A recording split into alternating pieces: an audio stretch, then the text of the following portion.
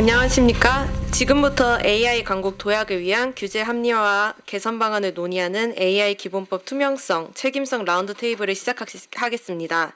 먼저 바쁘신 와중에도 오늘 라운드 테이블에 참석해 주신 모든 분들께 깊은 감사의 말씀을 드립니다. 오늘 이 자리는 더불어민주당 황정아 국회의원님께서 주최해 주셨습니다. AI 기본법의 본격적인 시행을 앞두고 뜻깊은 논의의 장을 마련해 주신 의원님께 깊이 감사드립니다. 아울러 본 토론회는 스타트업 얼라이언스와 코리아 스타트업 포럼, 코딧 글로벌 정책 실증 연구원이 공동 주관하고 있습니다. 다음으로 오늘 귀한 시간 내어 참석해 주신 내빈 여러분을 소개해 드리겠습니다. 먼저 더불어민주당 대전 유성을의 황정아 의원님 참석해 주셨습니다. 스타트업 얼라이언스 임정욱 대표님 참석해 주셨습니다. 네, 코리아 스타트업 포럼 최지영 상임이사님 참석해 주셨습니다. 코딧 글로벌 정책실증연구원 송혜영 원장님 참석해 주셨습니다. 네, 감사합니다. 먼저 오늘 라운드 테이블을 주최해 주신 황정아 의원님의 개회사를 듣겠습니다. 의원님 말씀 부탁드립니다. 네, 안녕하십니까. 더불어민주당 대전 유성을 국회의원 황정아 의원입니다. 오늘 이렇게 많은 분들이 정치부터 참여해 주셔서 뜨거운 열기를 느낄 수 있어서 정말 네, 오늘 굉장히 중요한 자리가 될 것 같습니다. 일단은 새해 첫날 처음 보는 얼굴들이 많으시니까 새해 복 많이 받으세요. 네, 병원년 붉은 말의 해에 여러분들이 하시는 모든 일들이 번창하고 활기찬 도약하는 그런 한 해가 되었으면 좋겠습니다. 바쁘신 일정에도 불구하고 이 자리에 참석해 주셔서 감사하고요. 지금이 굉장히 중요한 타이밍입니다. AI 기본법의 시행일을 이제 불과 보름여 앞두고 있어가지고 많은 업계에 여전히 걱정과 우려가 있음을 잘 알고 있습니다. 따라서 AI 기본법의 투명성과 책임성에 대해서 이야기하는 오늘 이 자리가 굉장히 중요한 논의의 자리가 될 것 같습니다. 이 자리를 함께 마련해 주실 스타트업 얼라이언스, 그다음에 코리아 스타트업 포럼, 코딧 글로벌 정책 실증 연구원 관계자 여러분들께 깊이 감사드립니다. AI 대전환의 시대라서 모든 사람들이 AI 이야기를 하고 있습니다. AI가 세상의 모든 것을 바꿀 것이고 사회의 대변혁을 이룰 것이고 많은 직업 그리고 환경을 바꿀 것이라는 것에 모두 동의하는데 이 유용한 도구인 AI를 어떻게 잘 활용할 수 있을 것인가라는 규제를 만드는 게 매우 중요한 타이밍입니다. 모든 사람들이 한 발 앞서 나가는 것이 중요한데 그럼에도 불구하고 어떻게 하면 책임 그리고 투명 그리고 피해보는 사람들이 없이 이 처음 시행하는 기본법을 시행할 수 있을 것인가가 초미의 관심사예요. 그래서 다각도로 다방향 많은 분야의 전문가들께서 여러 의견들을 주시는 것을 알고 있습니다.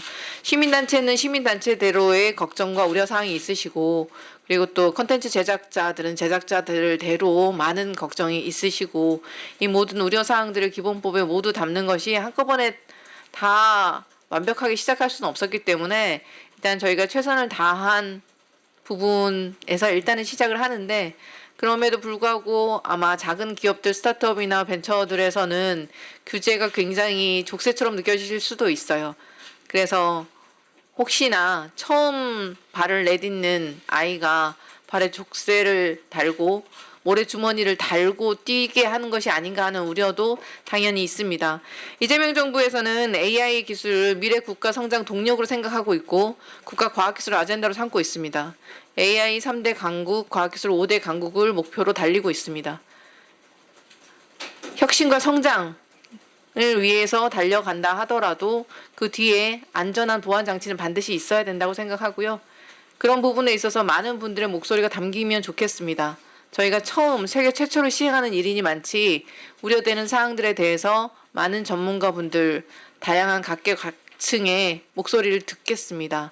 그래서 혹시나 보완할 부분이 있으면 보완 수정해 나가면서 앞으로 나가도록 하겠습니다.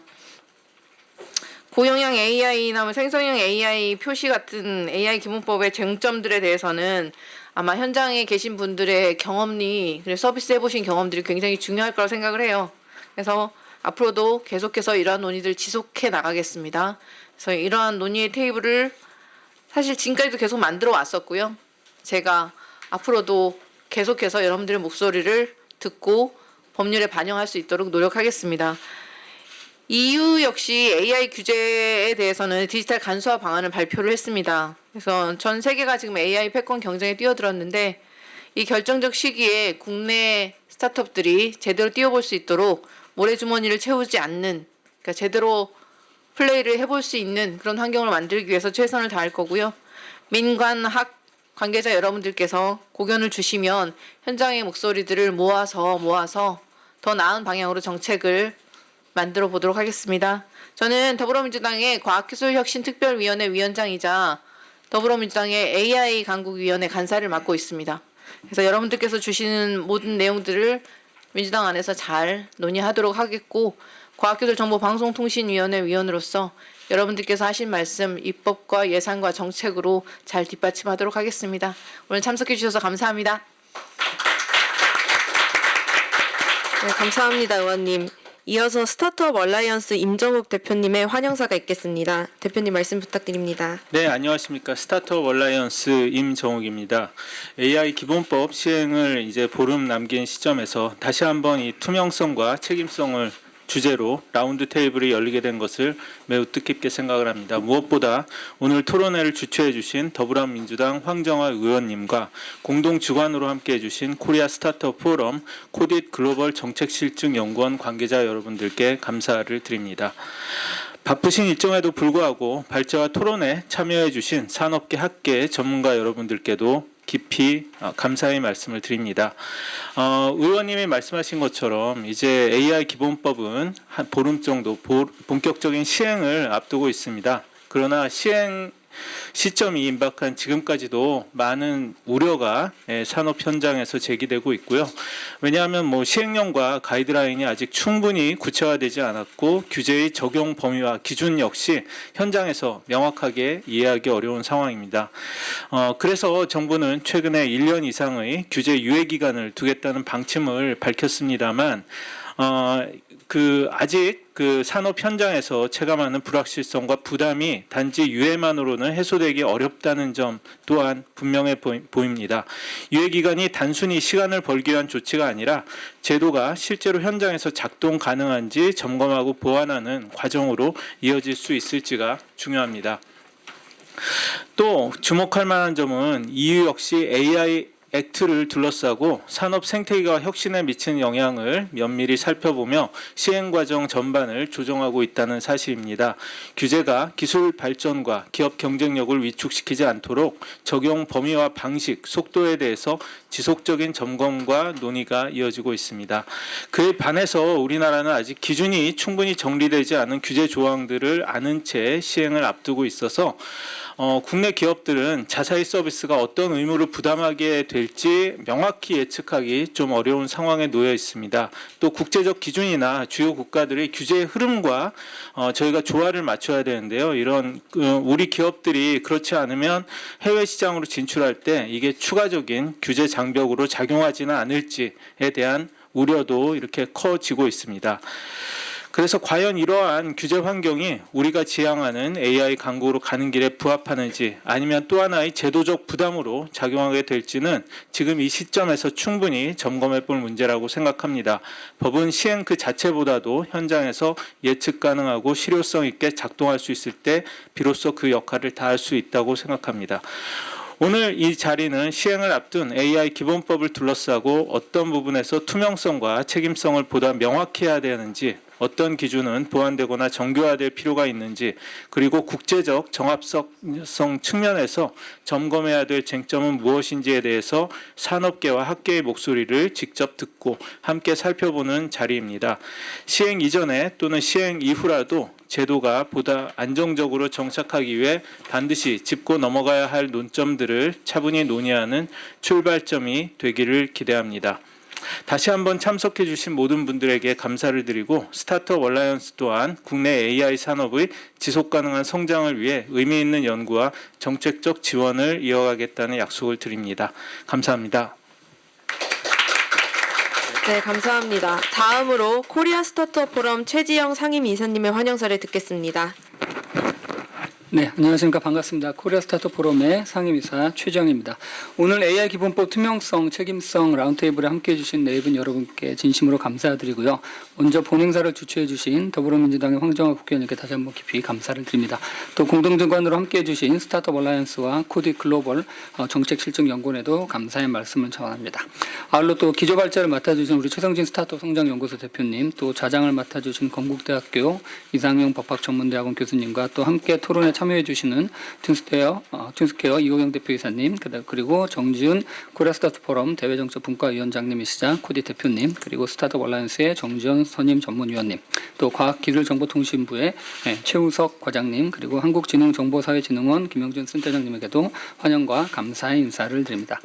오늘 라운드테이블은 AI 기본법이 지향하는 투명성과 책임성을 현장에서 실효적으로 구현하기 위한 조건들을 점검하고 그리고 제도의 보완 과제를 구체적으로 논의하기 위해 만들어진 것으로 알고 있습니다. AI 기술이 사실 산업과 기업의 경쟁력의 핵심으로 자리 잡으면서 또 서비스 고도화 그리고 자동화 또 예측 기반의 의사결정 등 혁신의 속도가 더욱더 좀 빨라지고 있는데요. 이제는 AI가 일부 기업의 선택지가 아니라 우리가 더 이상 모바일 기업, IT 기업이란 말을 쓰지 않듯이 AI가 모든 기업의 기본 요소로 자리 잡게 될 것이고 또 그렇게 스타트업 생태계 전반에서 경쟁력을 좌우하는 필수 요소가 반드시 될 것이란 건 아마 모두가 믿어 의심치 않을 것으로 생각합니다. 다만 기술이 빠르게 진화할수록 혁신과 안정 사이의 균형이 더 섬세해져야 할 텐데요. 효율성과 안정성의 조화 그리고 또 보편적인 확산과 또 시장 집중화 그리고 창작 표현의 자유와 또 사회적 안전이라는 여러 가지 그 긴장 관계 속에서 제도는 막기 위한 장치가 아니라 오히려 신뢰를 높이고 불확실성과 거래 비용을 낮추는 촉진 장치로 작동해야 된다고 생각합니다. 오늘 우리가 논의하는 투명성과 책임성은 현장에 과도한 부담을 더하기 위한 구호가 아니라 시장이 예측 가능하게 작동하도록 만드는 제도의 명확화라는 점에서 굉장히 중요하다고 생각합니다. 근데 특히 스타트업은 그런 변화의 최전선에서 새로운 기술을 실험하고 또 시장에 확산시키는 주체이지만 또한 반면에 규제 변화에 대응할 인력과 자원이 충분하지 않은 경우도 많은 것이 사실입니다. 그래서 AI 기본법이 현장에서 제대로 작동하려면 합리적인 제도 또 명확한 기준과 해석 그리고 준수 비용을 낮추는 그런 지원 인프라가 반드시 함께 설계돼야 된다고 생각하고요. 그래야만 투명성과 책임성이라는 목표가 혁신의 속도를 떨어뜨리는 요인이 아닌 신뢰를 확보하는 동시에 기업의 혁신 경쟁력을 갖출 수 있도록 할 것이라고 믿습니다. 코리아 스타트업 포럼은 오늘 이 자리에서 제기된 의견을 바탕으로 AI 기본법이 신뢰 기반과 혁신 촉진을 동시에 달성할 수 있는 정책 제안과 제도 개선의 논의를 책임 있게 계속해서 이어가도록 하겠습니다. 규제의 방향은 단순한 찬반이 아니라 대한민국이 AI 강국으로 도약하기 위해 필요한 정합성과 또 실행 가능성을 어떻게 설계하느냐의 문제일 것인데요. 오늘 라운드 테이블이 그 설계를 현실로 만드는 중요한 출발점이 되기를 기대합니다. 다시 한번 귀한 시간 내주신 모든 분들께 감사드립니다. 감사합니다. 네, 감사합니다. 마지막으로 코디 글로벌 정책실증연구원 송혜영 원장님의 환영사가 있겠습니다. 안녕하십니까. 코디 글로벌 정책실증연구원의 송혜영입니다. 앞선 환영사에서 오늘 논의와 그 주요 취지와 주요 쟁점에 대해서 충분히 말씀해 주셨기 때문에 저는 간단히 말씀드리도록 하겠습니다. 우선 저희 코디 글로벌 정책실증연구원은 다양한 정책 분야에서 기업 현장과 정책 현장을 연결해온 민간 정책 띵탱크입니다. 최근에는 AI와 디지털 정책 변화가 산업과 시장에 갖는 의미를 실증적으로 분석해 왔습니다. 이런 맥락에서 오늘 국회에서 오늘과 같은 라운드 테이블을 갖게 된 것을 매우 뜻깊게 생각합니다. 무엇보다도 이 자리를 마련해 주신 황정화 의원님께 다시 한번 깊이 감사드리고요. 또한 함께 주관해 주신 스타트업 얼라이언스와 코리아 스타트업 포럼 관계자 여러분께도 감사의 말씀을 드립니다. 아울러 바쁘신 일정에도 참석해 주신 모든 분들께 다시 한번 진심으로 감사드립니다. 오늘 라운드 테이블에 다루는 AI 투명성과 책임성에 대한 논의는 신뢰 가능한 AI 활용을 위한 기준을 함께 모색해 나가는 과정이라 생각하고 있습니다. 그리고 이러한 기준은 현장의 기술 개발과 사업 환경을 충분히 이해한 바탕 위에서 논의되고 설계될 필요가 있다고 생각하고 있습니다. 그런 점에서 오늘 이 자리가 산업 현장의 경험과 정책적 고민을 연결하는 실질적인 계기가 되기를 바랍니다.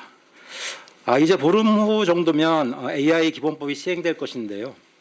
저희 연구원은 AI 기본법 시행 과정에서도 현장의 목소리가 정책에 반영될 수 있도록 가교 역할을 충실히 해나가겠습니다. 끝으로 2026년 새해를 맞아 오늘 논의가 AI 기술과 제도 발전에 의미 있는 기여를 할 수 있기를 기대하면서 다시 한번 이 자리에 함께해 주신 모든 분들께 감사드립니다. 감사합니다. 네, 감사합니다. 다음으로는 기념 촬영이 있겠습니다. 내빈 여러분과 오늘의 발제와 자장, 토론에 참여해 주시는 분들은 앞으로 나와주시기 바랍니다. 이제 본격적으로 라운드 테이블을 시작하겠습니다. 먼저 스타트업 성장연구소의 최성진 대표님께서 스타트업 기술 산업 전반에 대한 깊은 이해와 바탕으로 AI 기본법의 투명성과 책임성을 둘러싼 주요 쟁점에 대해 현장의 시각에서 말씀해 주실 예정입니다.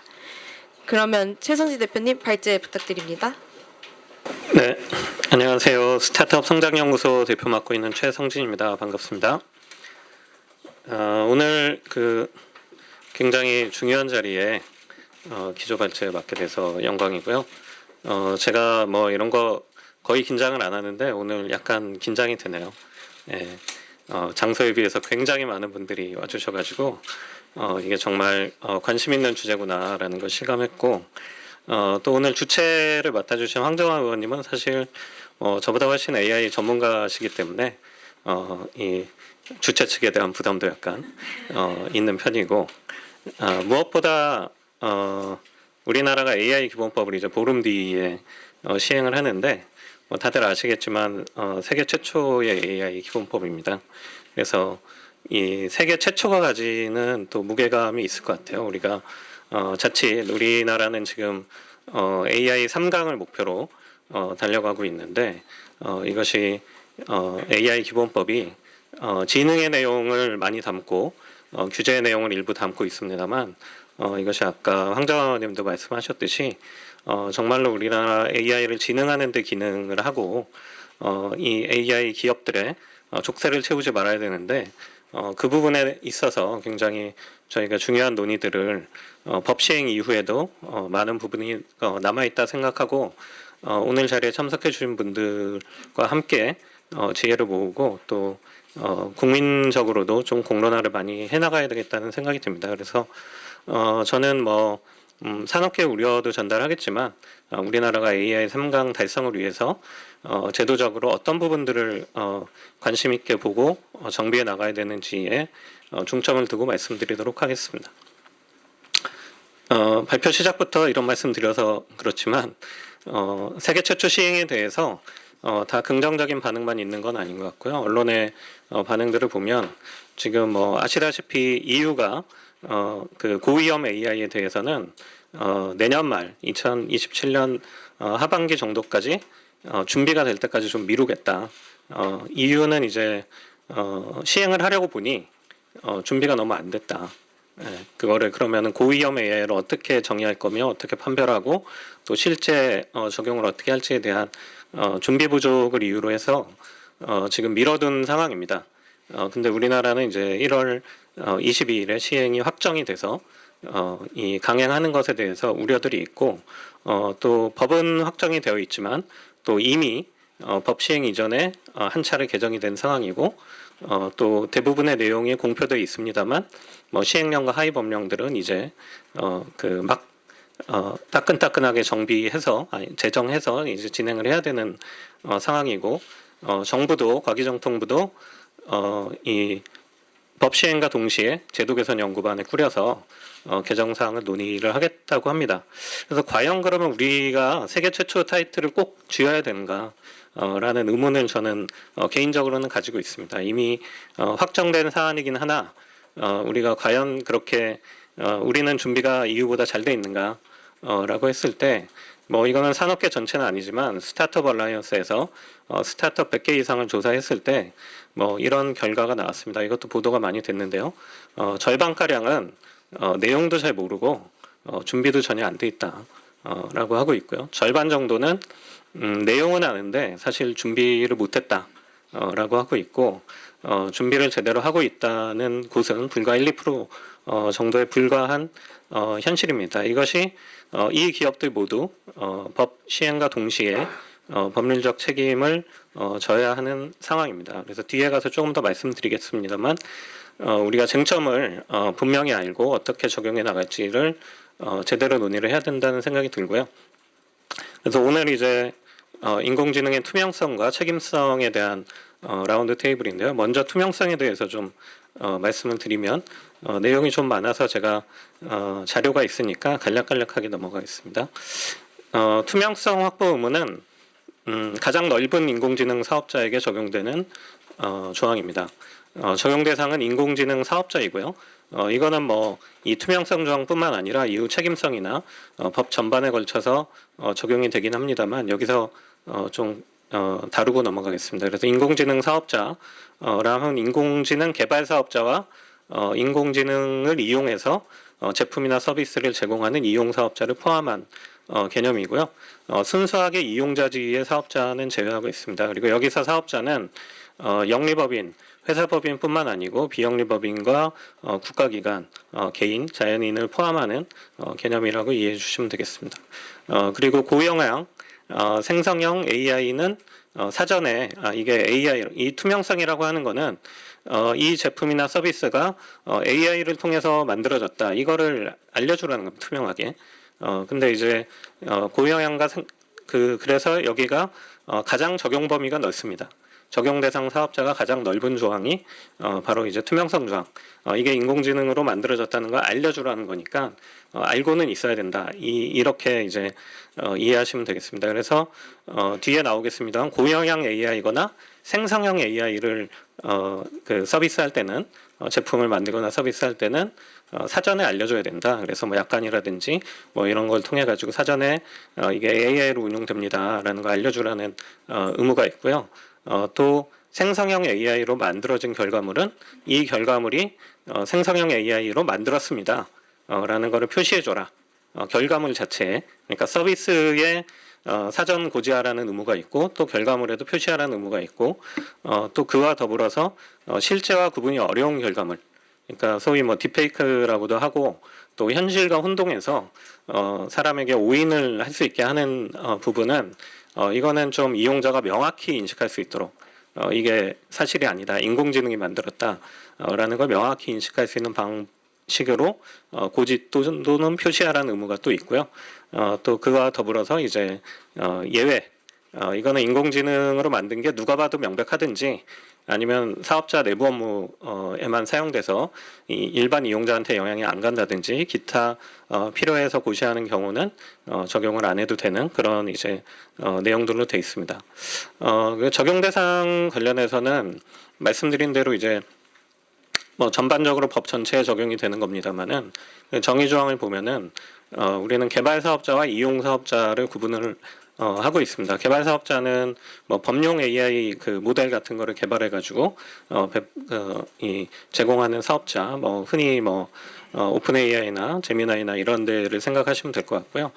이용 사업자는 뭐 그런 이제 모델이나 이런 것들을 활용을 해 가지고 영상 특화 서비스를 한다든지 아니면은 이제 어떤 진단 관련된 서비스를 한다든지 이런 걸로 이제 구분이 되어 있습니다. 그래서 개발 사업자, 이용 사업자를 포괄해서 인공지능 그 사업자로 규정을 하고 있고요. 설사 이제 사업자, 회사라고 하더라도 순수하게 이용자 지위에 있는 경우에는 적용 대상이 아닙니다. 이용자 지위라고 하면 우리가 영화를 제작을 하는데 컨텐츠를 제작을 하는데 인공지능의 결과물들을 활용해서 영화에 집어넣었다. 쉽게 이야기하면 아바타를 만들었다. 하면 그거는 이제 그 우리 법에서는 이용자 지위에 해당하게 되겠습니다. 그래서 이 투명성에 적용 대상은 아닌 것으로 그렇게 해석이 되는데요. 이 부분도 이제 이해가 많이 불분명해가지고 이용자에 해당하는 기업들이 우리도 적용 대상이 아니냐 이런 혼란이 많이 발생하고 있습니다.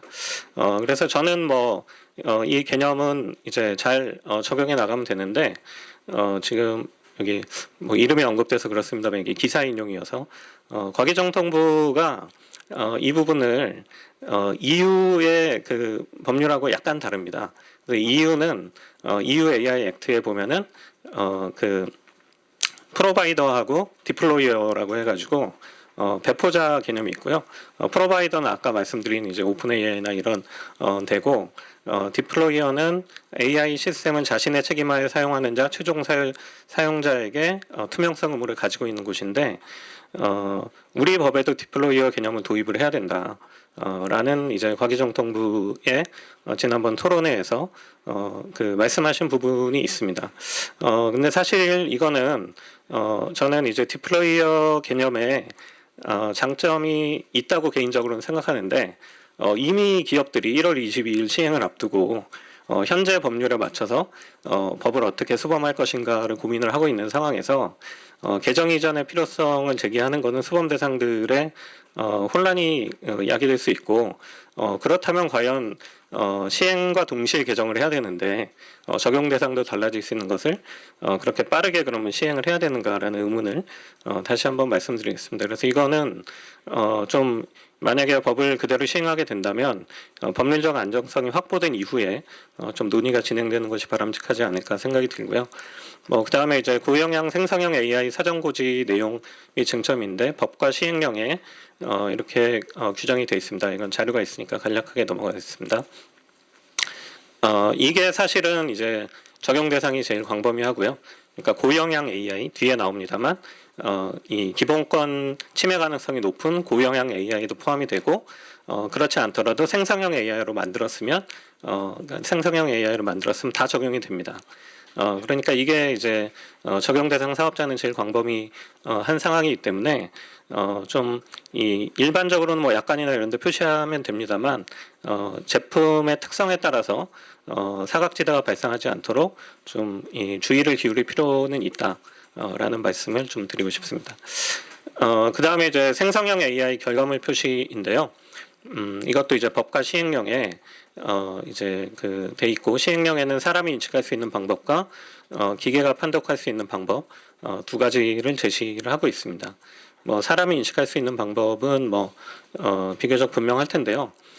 여기에서 이제 쟁점이 제가 생각하는 쟁점은 지금 기계가 판독할 수 있는 방법을 제시하면서도 1회 이상 안내 문구나 음성을 제공해라 콘텐츠에 그 앞에 보시면은 시행령 제22조 그 2호에 기계가 판독할 수 있는 방법 다만 이 경우에는 이게 생성형 AI에서 만들었다는 사실을 또 사람이 알아볼 수 있게 하라 라는 건데 저는 사람이 알아볼 수 있는 방법을 이미 앞에서 제시했는데 기계가 판독할 수 있는 방법에 이런 단서를 붙이는 게 좀 과도한 규제에 해당할 수 있다라는 말씀을 드리고요.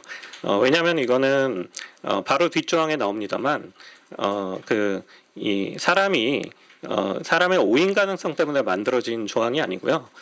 이거는 이제 딥페이크 방지 조항이 뒤에 따로 있습니다. 그러니까 사람이 이게 AI로 만든지 몰라서 뭔가 혼란이 있거나 피해가 있을 가능성이 있으면은 그거를 명확히 표시하라는 조항이 바로 뒤에 따라오고 이 조항의 입법 취지는 제가 생각할 때 주된 취지는 필요할 경우에 이게 생성형 AI로 만들었다는 것을 구별할 수 있어야 된다라는 목적이 강합니다. 그 사람이 인식할 수 있는 방법은 우리가 눈으로 보거나 음성으로 들어서인데 사실 기계가 판독할 수 있는 방법은 기술적으로 보자면 판독 가능성이 훨씬 높습니다. 사람이 하는 게 아니로 기계로 알고리즘으로 그거를 파악할 수 있기 때문에 그런 조치를 취했는데 추가적인 의무를 수범할 이유가 없다고 보이고요. 사실 이 화면상의 가시적인 라벨링은 만약에 제가 딥페이크 목적 아니면 뭔가 혼동을 줄 목적으로 제작을 한다면 그 부분은 쉽게 삭제가 가능하죠. 그러니까 사실 이 조항에서 사람이 인식 가능한 방법을 위주로 한 정책이 오히려 국민보호 목적과 충돌할 우려가 있다. 왜냐하면 모든 AI 결과물은 사람이 알아볼 수 있게 표시된다고 믿고 그런 표시가 없다면 이건 AI가 만든 게 아니구나 라고 생각하는 사람이 있을 수 있기 때문에 이 부분은 좀 제고가 돼야 되지 않나 생각이 들고요. 그리고 이제 그 서비스의 결과물, 그 콘텐츠가 텍스트, 음성, 이미지, 그다음에 동영상, 각기 다른 기술과 표시 방식이 필요하기 때문에 이게 이제 인공지능 사업자에게 과도한 비용 부담이 될 수 있는 부분이 있습니다. 그래서 표시음의 유연한 적용이 필요한 부분이 있고요. 그리고 또 이제 국제적으로는 어떤 이제 기술적으로 접근하는 방법을 많이 가져가고 있습니다. C2PA라고 이제 일정한 이제 기술적 규약에 가입을 통해 가지고 우리가 음성이나 동영상을 기술적으로 알아볼 수 있게 하자라는 거에 이제 구글이나 오픈 AI나 우리나라 네이버나 한 세계 80개 기업 정도가 이 메타데이터 기술 등을 통해서 C2PA 규약을 준수하고 있는데요. 사실은 이런 게 더 유용하다. 기술적으로 금방 파악할 수 있고 결과물 자체에 조작을 하기도 매우 어렵습니다. 나중에 사후적으로 진위 검증이 얼마든지 가능하기 때문에 이거는 이제 기술적 적용을 오히려 정부가 장려해주고 스타트업 같이 준비가 안 된 데에 보급할 수 있도록 지원해주는 그런 정책이 필요하지 않을까라는 생각이 듭니다. 그리고 그 다음이 이제 아까 말씀드린 이제 딥페이커 관련된 내용입니다. 이게 별도로 있습니다. 실제와 구분이 어려운 결과물이라고 해가지고 이거는 이제 이용자들이 혹시 뭐 오인해가지고 그걸 사실로 믿거나 굉장히 유명인이 이야기하는 거니까 믿어도 되겠지. 또 우리나라에서도 광고에서 그런 광고가 많이 나와서 그 이슈가 됐었는데요. 이 경우는 이제 이용자가 명확하게 인식할 수 있는 방법으로 고지 또는 표시해야 된다. 다만 이제 이 결과물이 예술 작품일 수도 있고 다양한 이제 창의적인 표현물일 수 있으니까 뭐 그런 이제 컨텐츠 향유를 저해하지 않는 방법으로 할 수 있다고 돼 있고 여기에 이제 시행령에 조금 더 구체화를 해놨습니다. 여기에서의 쟁점은 시행령을 보시면 주된 이용자의 연령, 신체적, 사회적 조건 등을 고려하여 고시 또는 표시할 것이라는 이제 조건이 있는데 주된 이용자가 그럼 과연 무엇이냐? 이것은 제가 가이드라인을 살펴봐도 명확히 제시되고 있지는 않습니다. 그러면은 이제 이 다수의 이용자가 성인이면 성인을 타겟팅하면 되냐? 아니면은 다수의 이용자가 남성이면 남성을 타겟팅해도 되냐? 이 부분이 이제 수범 대상 입장에서는 주된 이용자가 그럼 10% 이하는 무시해도 되는 거냐? 아니면은 뭐 이런 부분이 있어서 주된 이용자 범위가 이제 불명확한 부분이 있습니다. 그리고 그것과 아울러서 연령과 신체적, 사회적 조건 등을 고려를 해야 되는데 저도 이렇게 하는 게 좋다고는 생각을 하는데 연령, 신체적, 사회적 조건을 고려해서 제공을 하려면 연령을 알아야 되고 신체적, 사회적 조건을 알아야지 할 수가 있습니다. 그 얘기는 그 가이드라인에서 예시하고 있는 신체적, 사회적 조건이 장애 유무, 지식, 그러니까 지식 정도가 얼마나 높냐 이거를 수집을 하라는 얘기인데 장애 유무는 사실 민감 정보이고요. 우리 개인 정보로 치자면 이거를 사업자가 수집을 해서 제공을 해야 된다는 것은 말이 안 된다. 근데 수집을 안 하면 고려를 안 한 거 아니냐. 또 이렇게 될 수 있기 때문에 자칫 잘못하면 모든 조건에 대응할 수 있는 개발을 하자. 연령을 최대한 낮춰서 3세 이상이면 이해할 수 있게 하자. 대문짝만하게 이렇게 표시를 한다든지 그거는 이제 좀 과도할 수 있는 부분이고 아니면 가장 높은 수준의 개발이 필요하거나 아니면은 최적화를 위해서 또 웹 접근성을 위해서 노력하는 기업이 있다면 웹 접근성을 통해서 장애인이 이용할 수 있도록 서비스를 제공하면 당연히 장애인이 알아볼 수 있도록 표시 의무가 동시에 발생할 가능성이 높으니까 또 웹 접근성 우리 너무 준수하지 말자. 이런 사이드 이펙트가 나오지는 않을까 이런 이제 걱정이 산업계에서 있습니다. 그래서 이 부분에 대해서 좀 이 논의가 좀 필요한 부분이 있을 것 같습니다. 그리고 적용 예외는 간단히 넘어가겠습니다. 그래서 이 적용 예외를 통해서 안 해도 되는 경우를 이제 제시를 하고 있는데요. 이 부분은 이제 이 예외 조항을 통해서 좀 유연한 규제 적용이 가능하도록 해야 되는데 현재 가이드라인에서는 그냥 이제 명시되어 있는 고시에 명시되어 있는 사업자 내부 AI 활용 사례만 예시가 되어 있습니다. 그래서 안 해도 되는 경우를 많이 이 케이스 스터디를 통해서 가이드라인으로 좀 풍성하게 또 필요한 부분은 고시에 명시를 해주는 방향으로 개선이 되는 게 필요할 것 같습니다. 네, 다음은 이제 고영향 인공지능 부분인데요.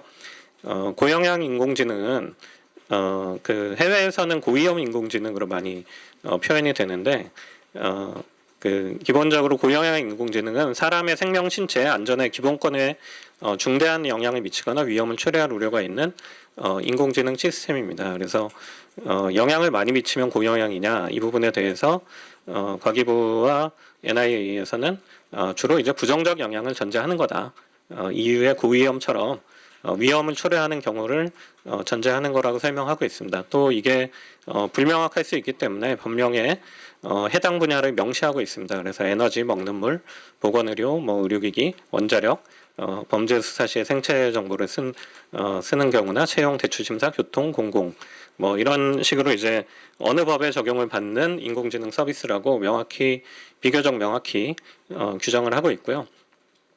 또 고영향 인공지능에 해당하는 사업자는 미리 해당 여부를 스스로 판단해서 이 의무를 부과를 해야 됩니다. 그리고 잘 모르겠으면 과기정통부 장관한테 저희가 해당됩니까? 이렇게 물어볼 수 있는 그 조항이 있고요. 또 고영향 인공지능 사업자라고 확인이 되면 스스로 판단이 되면 몇 가지 이제 책무가 있습니다. 위험관리 방안, 설명 방안, 이용자 보호 방안을 수립하고 또 실제 운영해야 되고 관련된 사람을 또 관리 감독을 해야 되고 안전성, 신뢰성과 관련된 문서도 작성하고 보관을 해야 되는데 타 법령에 비슷한 의무를 그 이에 준하는 의무를 하고 있을 경우에는 그 부분은 이제 안 해도 된다고 돼 있고 또 고영향 인공지능을 제공하는 사업자는 그거 제공하기 전에 사전에 이게 사람의 기본권에 얼마나 영향을 미치는지 평가를 해야 됩니다. 근데 평가를 무조건 100% 하라 그러면은 너무 부담이 될 수 있으니까 현재 그 조항은 평가하려고 노력해라 라는 의무를 어쨌든 의무는 의무인데 최소한 노력은 해야 된다 라는 의무로 이제 제공을 하고 있습니다. 규정을 하고 있습니다. 그래서 요 내용의 쟁점 보시면 일단 그 확인 부분인데요. 기본법과 시행령에 구체적으로 어떤 기준을 가지고서는 확인을 할 것인가 내용이 나와 있는데 중요한 부분은 사실 이게 정부와 국회에서는 뭐 자율규제 및 최소규제 사업자가 스스로 판단해서 해봐라 라는 차원에서 굉장히 선의로 그 한 부분입니다. 근데 사실은 이제 수범 대상 기업한테는 이게 오히려 과도한 법률적 부담으로 될 수 있는 부분이 있습니다. 일단 1차적으로 인공지능 사업자 스스로 해당 여부를 검토해야 되는데 내가 인공지능 사업자인지를 먼저 판단해야 되고 그것과 더해서 해당 분야인지를 판단해야 되고 거기까지는 비교적 사업자들이 잘 할 수 있을 것 같습니다. 근데 그 다음에 이게 중대하게 기본권에 영향을 미치는지를 스스로 판단을 해야 되는데 이 부분은 사업자가 스스로 판단하기에는 굉장히 명확치는 않은 부분이 있습니다. 그래서 필요하면 이제 과기정통부 장관한테 확인을 받으면 되는데 이게 그 가이드라인에 명시되어 있는 문구입니다. 이는 행정적인 절차로 다른 행정 해석과 마찬가지로 행정상의 판단에 그치며 민형사상 최종적인 판단은 법원의 사법적인 판단에 따라 결정된다. 물론 뭐 이게 참작 사유는 될 수 있는데 과기정통부가 기다 아니다 정해줬을 때 참작 사유는 될 수 있지만 기다 아니다를 판단하는 건 결국 법원 가서 하는 거지 그거를 신뢰했다고 해서 사업자의 책임이 없어지는 게 아니라는 거죠. 그러니까 결국은 사업자가 온전히 우리가 고용한 인공지능인지 아닌지에 대한 판단에 책임을 가져가야 되는 부분입니다. 그리고 과기정통부 장관한테 판단해 달라고 하면 이 부분은 이제 과기정통부에서 문제의식을 많이 가지고 줄일 수 있는 방법을 다각도로 고민을 하고 계신 걸로 알고 있습니다만 현재 법령상으로는 그래도 한 2달 가까이 길면 걸릴 수 있는데 이게 사전 검토이기 때문에 서비스 출시나 개편 자체를 늦춰야 됩니다. 네. 그러니까 왜냐하면 사전에 검토하라고 돼 있는데 사전에 판단 없이 서비스를 진행해 버리면 나중에 책임에서 자유로울 수 없기 때문에 사실은 이거는 산업에 미치는 영향이 상당히 클 수 있다. 라고 보고 있고요. 분야별 가이드라인을 제가 꼼꼼히 읽어봤는데 굉장히 많습니다. 한 뭐 100페이지가 넘는 이제 분야별 가이드라인이 있는데 이렇게 그 다이어그램 같은 걸로도 해서 조건을 통해서 구체화하려고 많이 그 노력을 했습니다. 정보사회진흥원에서. 그럼에도 불구하고 제가 볼 때 뭐 일일이 말씀드릴 수 없습니다만 그거를 사업자들이 봤을 때 고영향 해당 영업을 스스로 판단할 수 있을 것인가 했을 때 의문스럽거나 어려운 영역이 상당히 많이 있다라는 것을 말씀드리고 싶고요. 사실은 이 고영향 인공지능인지 아닌지가 AI 기본법으로 인한 규제 이슈에 있어서 앞으로 굉장히 많은 분쟁과 사법 처리의 대상이 될 수 있습니다. 왜냐하면 우리가 이미 개인정보보호법에서도 그 같은 경험을 했는데요. 개인정보보호법이 법제가 이제 정보통신망법에 도입이 된 지 20년이 좀 넘었는데 가장 많은 사례는 지금 벌어지고 있는 쿠팡이라든지 통신사 유출 사례처럼 굉장히 명확한 개인정보 유출 사고가 아니라 이것이 개인정보에 해당하냐 안 하냐 를 쟁점으로 하는 사안들이 기업들을 가장 어렵게 만드는 조항입니다. 개인정보보호법도 지금은 비교적 명확해졌지만 법률적 불명확성, 개인정보가 아니더라도 쉽게 결합해서 알아볼 수 있으면 개인정보다 하는 조항 때문에 그리고 이 개인정보보호위원회를 믿고 개인정보가 아니라고 서비스를 했던 수많은 기업들이 검찰이나 경찰에 의해서 개인정보인데 왜 수집했냐? 심지어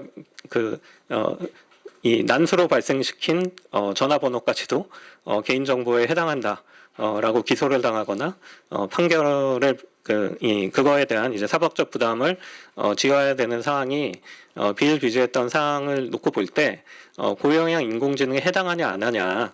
가 앞으로 이 AI 기본법의 법령의 적용에 있어서 가장 큰 이슈가 될 수 있다. 왜냐하면 고영향 인공지능을 정부가 지정하는 것이 아닌 사업자 스스로 판단이고 결국 그것은 사법적 판단의 대상이 되기 때문에 그런 이제 리스크가 상존한다라는 부분을 말씀드리고 싶습니다. 알겠습니다. 예, 빨리 갈게요. 그러면 이제 고영향 인공지능 사업자가 되면 이제 다양한 책무를 줘야 되는데 뭐 그 부분에 대해서 이제 구체적인 내용들은 자료가 있으니까 넘어가겠습니다. 근데 저는 여기에서 좀 한 가지 제언을 드리면 사실 고영향 인공지능은 범용 AI가 아니고요. 그러니까 고성능일 필요가 없고 고성능이 아니더라도 성능이 떨어져도 위험한 영역에 사용되면은 규제를 하겠다는 거예요. 그리고 이제 이 특정 분야에 해당하는 부분이고 해당 분야는 사실 규제나 관리가 굉장히 엄격한 분야입니다. 원자력이라든지 뭐 교통이라든지 뭐 자율주행도 마찬가지고요. 그래서 해당 분야의 안전 및 인허가 기준이 있어서 그걸로 대체될 수 있는 내용들이 많습니다. 그래서 저는 해당 분야를 잘 식별하고 해당 분야의 법령을 잘 정비하고 그거를 해당 분야의 AI 기업들에게 적용을 함으로써 사업자 책무 이행과 조화되는 방향으로 법령을 빠르게 개선돼서 AI 기본법의 고영향 AI가 적용되는 범위를 그러니까 여기에 이제 일반 책무가 적용되는 범위를 줄여나가는 방향으로 하는 것이 바람직하다는 말씀을 드리겠습니다. 마지막은 아닌데 안전성 확보 관련해서는 이거는 쉽게 얘기하면 이제 고성능 인공지능에 대한 겁니다. 그래서 이제 이 학습에 사용된 누적 연상력, 기술적 요소가 등장하고요. 그러면 이제 위험 식별이라든지 설계 단계에서부터 마지막 그 폐기 단계까지 여러 가지 의무를 이제 부과를 하게 되어 있는데요. 이제 이 우리나라는 이제 특징이 인공지능 모델이 아니라 시스템에 적용하고 있어서 수범 대상이 확대되고 불명확하다는 우려가 있습니다. EU나 미국 같은 경우에 모두 이제 모델에 부과를 하고 있고요. 고성능 인공지능은 세 가지 조건이 모두 엔드 조건으로 결합이 돼야 됩니다. 10의 26승, 부동소수점 연산 이상이 돼야 되고 최첨단 인공지능 기술이 적용이 돼야 되고 기본권에 그 굉장히 광범위하고 중대한 영향을 끼쳐야 됩니다. 과기정통부 설명에 따르면 사실은 아주 최신 모델 오픈 AI나 제미나이의 아주 최신 모델 정도를 빼놓고는 적용 대상이 안 된다. 이렇게 설명을 하고 있습니다. 그러니까 우리 이용 사업자, 개발 사업자가 아니라 이용 사업자 입장에서는 최신 모델을 안 쓰면 돼요. 이 법을 적용을 안 받으려면 약간 저성능, 고성능이지만 약간 떨어지는 성능의 모델을 쓰면 적용 대상이 안 될 수 있어요. 그러면 고성능을 오히려 촉진하지 않는 규제가 될 수 있습니다. 그리고 그 개발한 사업자뿐만 아니라 실질적인 변경을 한 사업자도 이게 적용 대상인데 그 앞에 보시면 실질적 변경에 다양한 조건이 있습니다. 학습을 이제 다시 하거나 학습량이 근데 모순된 내용들이 있어요. 왜냐하면 이 광범위한 기본권 영향이라는 거는 특정 분야 한 군데가 아니고 법령 AI라고 하는 거는 전 영역에 걸쳐서 서비스가 될 수 있기 때문에 그 모델을 규제하려고 하는 목적이 큰데 예를 들면 예시에 특정 분야 특화 목적의 지속적인 파인튜닝을 수행한 경우에 고성능 인공지능에 해당할 수 있다. 특정 분야에 사용되는데 어떻게 광범위한 기본권에 영향을 미칩니까? 저는 이런 일부 조항은 사실은 모순된 내용이어서 혼란을 불러일으킬 수 있다라고 생각이 되고 제안을 드리자면 이 안전성 확보 의무는 고성능 법용 AI 모델 그야말로 과기부 설명대로 오픈 AI나 그 제미나이의 최신 모델 정도만 적용이 된다면 법용 AI 모델 개발사에 적용을 제한하고 이 시스템 단위가 고영향에서도 혼란이 있는 건 사실이지만 조금 양보하자면 시스템 단위 적용은 고영향 AI로 포섭해서 적용되는 분야라든가 서비스를 명시하고 구체화해 나가는 방향으로 포섭하고 이 안전성 의무 대상은 그 모델 개발사로 제한하는 것이 어떨까 제안을 드립니다. 마지막으로 앞서 말씀드렸지만 임박한 법 시행으로 인한 혼란이 지금 불가피한데요. 일단 시행하고 과태료나 사실조사 등은 1년 이상 유예하고 제도 개선도 함께 추진하겠다. 이유는 이제 준비가 될 때까지 연기하겠다. 과태료 사실조사 등에서 정보가 유연성 보이는 것은 좀 바람직하다. 그렇지만 이 법이 시행됨으로써 앞서 이야기한 투명성과 책임성 등 법률적 의무는 효력을 발생합니다. 그래서 민형사상 책임으로부터 자유롭지 않습니다. 그러니까 현재도 민형사상 책임으로부터 자유로운 건 아닌데 이 법이 시행돼서 안정성 의무를 다하지 않았다, 책임성 의무를 다하지 않았다, 투명성 의무를 다하지 않았다, 그로 인해서 이용자가 피해를 봤다, 또는 그로 인해서 뭔가 문제가 생겼다. 이 의무를 안 한 것에 대한 책임은 결국 법원 가서 판단하는 것이기 때문에 법 시행의 효과는 즉시 발생한다. 입니다. 그래서 이 부분에 대한 좀 충분한 고려와 고민이 필요하다라고 생각이 들고요. 또 우리가 먼저 함으로써 사실은 미국이나 EU는 굉장히 고맙고 반가울 겁니다. 경쟁국에게 이 규제 학습 사례를 제공을 하는 거죠. 그래서 우리는 저렇게 하면 안 되겠구나. 우리는 저런 거를 더 준비를 해야 되겠구나. 그런 것을 우리가 왜 앞장서서 그런 비용을 대한민국이 부담해야 되는가에 대한 저는 깊은 의문이 있습니다. 이 부분을 우리가 지혜롭게 좀 이야기를 했으면 좋겠고요. 그래서 저희가 AI 3강을 달성하기 위해서는 인공지능 사업자도 열심히 뛰어야 되고 우리 온 국민이 또 인공지능을 가장 잘 활용하는 국민들로 알려져 있는데요. 그것과 더불어서 유연하고 합리적인 제도 또 특히 예측 가능하고 준수하기 쉬운 규제가 필수적이라 생각하고 여기 계신 분들이 힘과 지혜를 모아주시면 좋겠습니다. 네, 이상 발표 마치겠습니다. 감사합니다.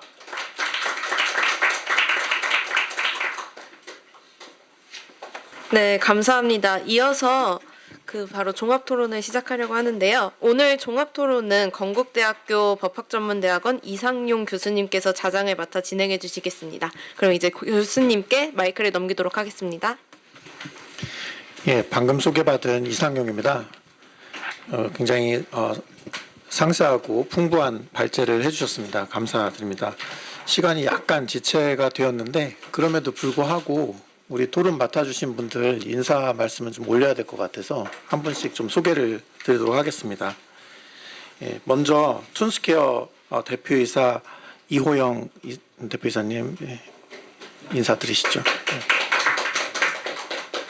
예, 다음으로 코리아 스타트업 포럼 대외정책 분과위원장을 맡고 계신 코딧 대표이사 정지현님 인사드리시죠.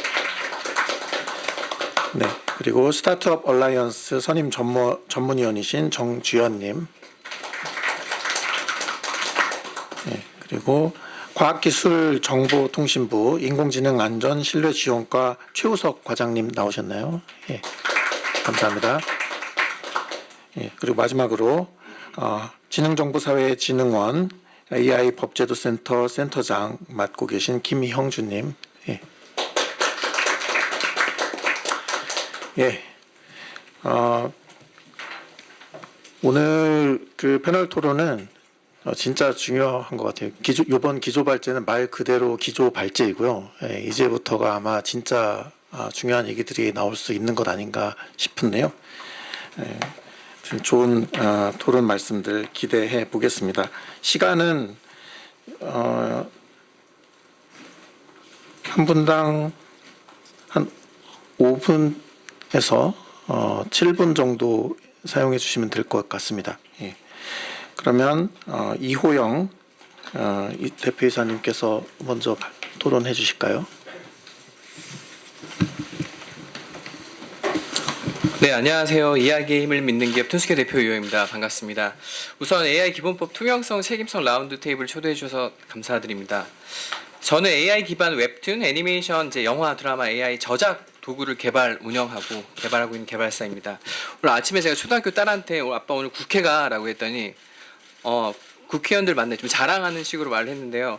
아빠 담 넘어가는 거야? 뭐 이런 식으로 아니 근데 이제 농담인지 찐 궁금인지 좀 물어보는 게 있겠는데 이제 저희가 생각해 보면은 불과 몇 달 전만 하더라도 이런 상식적인 자유와 권리가 박탈당했던 시기를 이겨내고 정말 빠른 시간 안에 이렇게 완성도 높은 수준까지 국가를 정상화시키고 좀 놀랐던 건 기본법에 대한 이 구체적인 사항들도 생각보다 많이 놀랐었습니다. 그래서 살펴보면서 많은 고민과 정성들이 들어가 있구나라는 생각이 들었었고요. 다시 돌아와서 제가 생각하는 이제 저희 분야, 저는 이제 고영양 인공지능 분야는 많이 걸쳐 있지 않은 컨텐츠 창작 분야이긴 합니다. 하지만 뜨거운 감자로 있고 지금 생성형 AI가 가장 효력을 발휘하고 있는 분야가 아무래도 AI를 통해서 영상 제작, 웹툰 제작, 웹소설 제작 이런 창작 사업단이 있다 보니까 오기 전에도 이제 다양한 이제 대표님들이랑 통화해서 여기 가게 됐는데 전할 말 없어요라고 많이 물어봤습니다. 그래서 실질적으로 상을 받았다가 박탈당했던 AI를 활용해서 그런 게임사 대표님도 계셨었고요. 근데 그거는 이제 명확하게 표준이나 이런 기준들을 검수하지 못했기 때문에 그랬고, 그리고 한국에 있기보다는 일본으로 도피하다시피 가신 웹툰 제작 AI 대표님도 계세요. 그런 식으로 각자 생존을 위해서 살아가기 위해서 자기의 방향을 찾는 그런 분들도 있다라는 그런 입장을 좀 대변해 드리고 싶어서 말씀드리면은 저희 기업의 위치는 저희 기업을 좀 설명을 좀 드리면 이어질 저희 고충에 대한 게 이해가 되실 것 같아서 좀 서비스를 소개해 드리고 싶습니다. 저희는 저작도구 AI 저작도구를 초등, 중등, 고등 대상으로 서비스를 운영하고 있습니다. 그래서 여러분들 초등학생 자녀분들, 중학생 자제분들 있으면 저희 서비스를 한 번씩 접해볼 경험이 있었을 겁니다. 근데 이때 당시에 교육부가 제시했던 안이 모든 교육부 단위에서의 그 교육청 단위로 일관성 있게 제시되진 않았어요. 워낙 빠르게 생성형에 대한 교육 보급 효과가 있었었고 그런 과정에서 각기 다른 안들을 준수해야 됐었습니다. 예를 들어 뭐 전파에 대한 중요성을 말씀드리고 싶었던 것 같은데요. 기본법이 잘 마련되고 이게 효력을 발휘하기 위해서는 오해가 없어야 되는데 실무분들 단까지 내려가는 데 있어서의 문제가 많이 있더라고요. 그리고 이게 가더라도 기업 입장에서는 많은 이제 시도교육청에 대한 요건들을 파악하고 사실 저희 체급에서 스타트업들 모두 그렇겠지만 그런 법률 검토 비용이라던가 그런 이제 안들을 만들어서 문서들을 만들어서 전하는 커뮤니케이션 비용들이 제도가 없을 때랑 있을 때 이런 것들이 많은 좀 어려움들이 있었습니다. 비용적으로도 그렇고 에너지적으로도 있었고 그래서 이런 부분들이 잘 만들어진 기본법들이 잘 전파되고 자리 내길 수 있게끔 끝까지 연결되는 그런 게 되게 중요하겠다라는 얘기들을 좀 드리고 싶었었고요. 초등학생들 같은 경우에는 학부모가 동의를 해야지만 할 수 있습니다. 이런 것들도 그 각각의 개별로 다른 상황들이 있었었고요. 또 하나는 이제 대학도 저희가 수업을 진행하고 있습니다. AI 수업을 해서 대학은 이제 작년 같은 경우에는 이게 좀 재밌긴 한데 AI 수업에 대해서 거부감이 있으셨고요. 올해는 이제 교수님들도 다 생성 AI를 안 써보신 분들도 없고 써보시면서 체감을 하셔서 그런지 직접 연락이 이제 오세요. 우리 웹툰 애니메이션 학과 AI 도입을 해야 될 것 같습니다. 드라마, 웹소설 학과 이렇게 나아가고 있고 사실 빠르게 성장하고 있다 보니까 이 산업이 강사가 없는 현실이 있습니다. 그래서 특정 대학원에서는 이제 호명하기는 어렵지만 대학원 양성 과정도 빠르게 개설해 주시고요. 그런 식으로 발빠르게 대응하고 있는데 당연히 기본하게 AI 윤리에 대한 교육도 들어갑니다. 대학생들도 AI 윤리에 대한 교육, 우리 왜 어렸을 때 출처를 반드시 넣어야 되는 그런 것들이 있잖아요. 상식적으로 그런 것들이 교육 분야로 들어가다 보니까 그러면 누군가가 이 AI 기본법을 잡아줬으면 좋겠다라는 생각이 있었기 때문에 이게 되게 유의미하고 중요하다라는 말씀을 드리고 싶었고요. 또 하나는 저희가 이해 관계자, 이해 사업자, 이용 사업자에 해당됩니다. 교육 분야가 아닌 부분을 좀 말씀드리고 싶은데 이용 사업자로서 앞서 말씀드렸던 거는 기본법이 잘 효능감을 가지고 잘 교육 분야에 적용될 수 있을 거라는 기대감으로 말씀을 드렸고, 두 번째는 저희는 이용 사업자에 해당되면서 범용 AI까지는 아니지만은 파인튜닝이라든지 라그 기술들을 개발하면서 살짝 개발 사업자도 살짝 걸쳐 있는 상황이긴 합니다. 그래서 저도 이런 혼선이 조금 있고요. 여러 번 읽어봐도. 마지막에 또 이용자로서도 저희가 내부에 웹툰 스튜디오를 가지고 있습니다. 웹툰 작가님들 20명 정도 같이 한 기업에서 이렇게 파일을 나눠서 진행을 하고 있습니다. 타 게임사 오늘 아침에 통화했던 게임사도 마찬가지예요. 동일하게 기술 개발을 하면서 소프트웨어를 만들어내고 컨텐츠까지, 왜? 내가 만든 거 AI로 광고를 해야 되니까 직접 만들어내세요. 그러면 이게 중복됩니다. 이게 딱딱딱 분리되는 카테고라이징이 아닌 게 있고요. 그러다 보니까 저는 솔직히 말씀드리면은 유연하게 해주신다고 했던 그 말씀이 좀 더 많이 유연성을 발휘할 수 있으면 좋을 것 같다는 생각이 들고요. 그 이유는 사례로도 아시겠지만 모 플랫폼사의 웹툰 플랫폼사가 잘못 메시지 관리를 해서 AI 모든 기업들이 후퇴한 사례가 있어요. 그 2년 동안의 흑역사 속에서 중국과 인도가 너무 많은 AI 기술들을 치고 올라왔기 때문에 그 도메인을 빼앗길 뻔했던 사례들도 있습니다. 업계 관계자분들은 다 알고 계시고요. 그 플랫폼사에서는 AI의 A자도 꺼내지 말라라고 할 만큼 팀도 축소되고 관계자분들도 많이 없었던 사례들이 있습니다. 그래서 이게 되게 경쟁력적인 측면에서도 많이 후퇴했었고, 저도 인도가 이렇게 많이 치고 올라왔어? 중국은 숏폼 애니메이션 영상에 대한 부분은 너무나 공격적으로 치고 올라갔기 때문에 모든 이제 국내에 있는 영상 제작자 분들도 중국 쪽으로 가서 영업을 하는 상황에 이르고 있습니다. 이걸 말씀드리는 이유는 다시 거듭 말씀드리면 아까 이제 발제하신 분들도 말씀해 주셨는데 창작 분야는 아직은 AI가 인간이 최종 의사결정을 해야 되는 단계이고요. 인간이 이 AI를 추천해주고 제안해주는 정도의 수준이기 때문에 어떻게 책임 있게 쓰느냐에 대한 영역인 것 같습니다. 그래서 당연히 투명성과 책임성 방향 자체는 너무 전적으로 공감하고 있고요. 아직까지는 이제 창작 보조 도구로서 생성형 AI가 쓰이고 있는 만큼 이 분야에 대해서 유연성과, 그리고 10분 공감했었던 게 사례들이 많이 모아져서 담겨야 될 것 같다는 건 정말 공감했고요. 사례가 많고 판례 사례들까지도 들어간다면 실패하지 않는 기본법 시행이 될 거라고 확신하고 있습니다. 네, 이상입니다. 감사합니다. 예, 감사합니다. 이호영 대표님께서 혁신 스타트업이 마주하고 있는 규제 준수의 어려움이라든가 경쟁의 압박이라든가 이런 것을 생동감 있게 전해주신 것 같습니다. 다음으로 정지은 위원장님의 토론 말씀 듣도록 하겠습니다. 네, 감사합니다. 주식회사 코딧의 정지은입니다. 저희는 어떻게 보면 리걸테크 안에 들어가 있고요. 그래서 규제 데이터를 가지고 AI를 활용하는 회사인데, 저희 같은 경우는 지금 현재 뭐 고영향에 들어가 있다거나 뭐 라벨링 이슈가 있거나 그렇지는 않고, 관련된 기업들에 대한 얘기를 저희가 좀 듣고, 또 고성능 인공지능 관련해서도 조금의 고민이 있어서 저희는 특화된 분야다 보니까 아까 말씀드린 리걸테크 영역은 특화된 분야에서 대부분 데이터를 새로 가져다가 학습을 여러 번 하다 보니까 저희가 이제 여기에 포함되지 않을까. 근데 우린 고영향은 아닌데 도메인은, 그러면 어떻게 이제 그걸 봐야 되나에 대한 약간의 고민은 좀 있는 상황인데, 지금 전반적으로 느끼는 게 법을 만드는데 지금까지 좀 집중했다면 이제 알리는 데 집중해야 되는 시기인 것 같아요. 그래서 아까 전에 최성진 대표님 말씀해 주신 것처럼 아는 사람들이 많이 없다라는데, 이제 인공지능 기본법이 나왔다는 거는 아는데 그게 정확하게 어떤 내용인지 스타트업들이 인지하고 이걸 적용하는 데까지는 굉장히 큰 갭이 있어서 아까 시행에 대한 시간에 대한 압박이 확실히 있다. 이거를 어떻게 할 것인가. 그러면 EU 같은 경우는 8월에 한다고 8월에 관련된 내용들을 좀 다룬다라고 하는데 이제 적어도 유예 기간 좀 6개월, 7개월 줘야 되지 않을까 하는 생각들을 좀 가지는 것 같고요. 그 기간 동안에 좀 알리는 데 있어서 지난번에 한번 전반적으로 설명해 주시는 세션을 이제 12월 24일에 가지신 걸로 알고 있는데 아직까지도 모르는 것들이 굉장히 많고 질문들이 굉장히 많기 때문에 그거를 좀 최대한 더 많은 스타트업들이나 중소기업들이 내 케이스는 이게 어떻게 되는 건지에 대한 물어보고 좀 답을 찾을 수 있고 준비할 수 있는 시간을 주시면 좋을 것 같다라는 생각이 듭니다.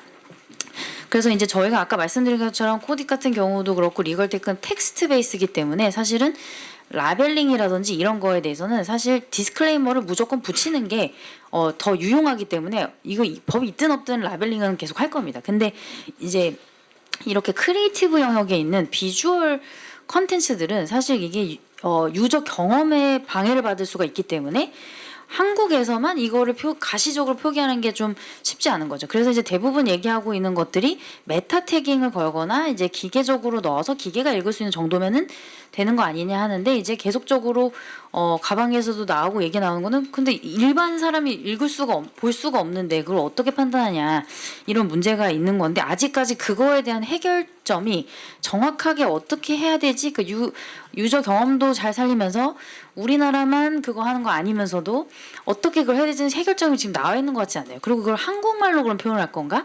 뭐 영어로 표시할 건가? 어떤 식으로 표시를 해서 회계를 할 건가? 그게 좀 고민이 있는 것 같고요. 그래서 그 부분에 대한 구체적인 것이 좀 결정이 돼야 될 것 같은데 저희가 생각할 때는 이제 그 대부분의 스타트업들 기업들이 얘기한 거는 그렇다면은 이거를 충분히 어떤 툴을 사용해서 지우는 것도 가능을 하단 말이죠. 가시적으로 올리는 거.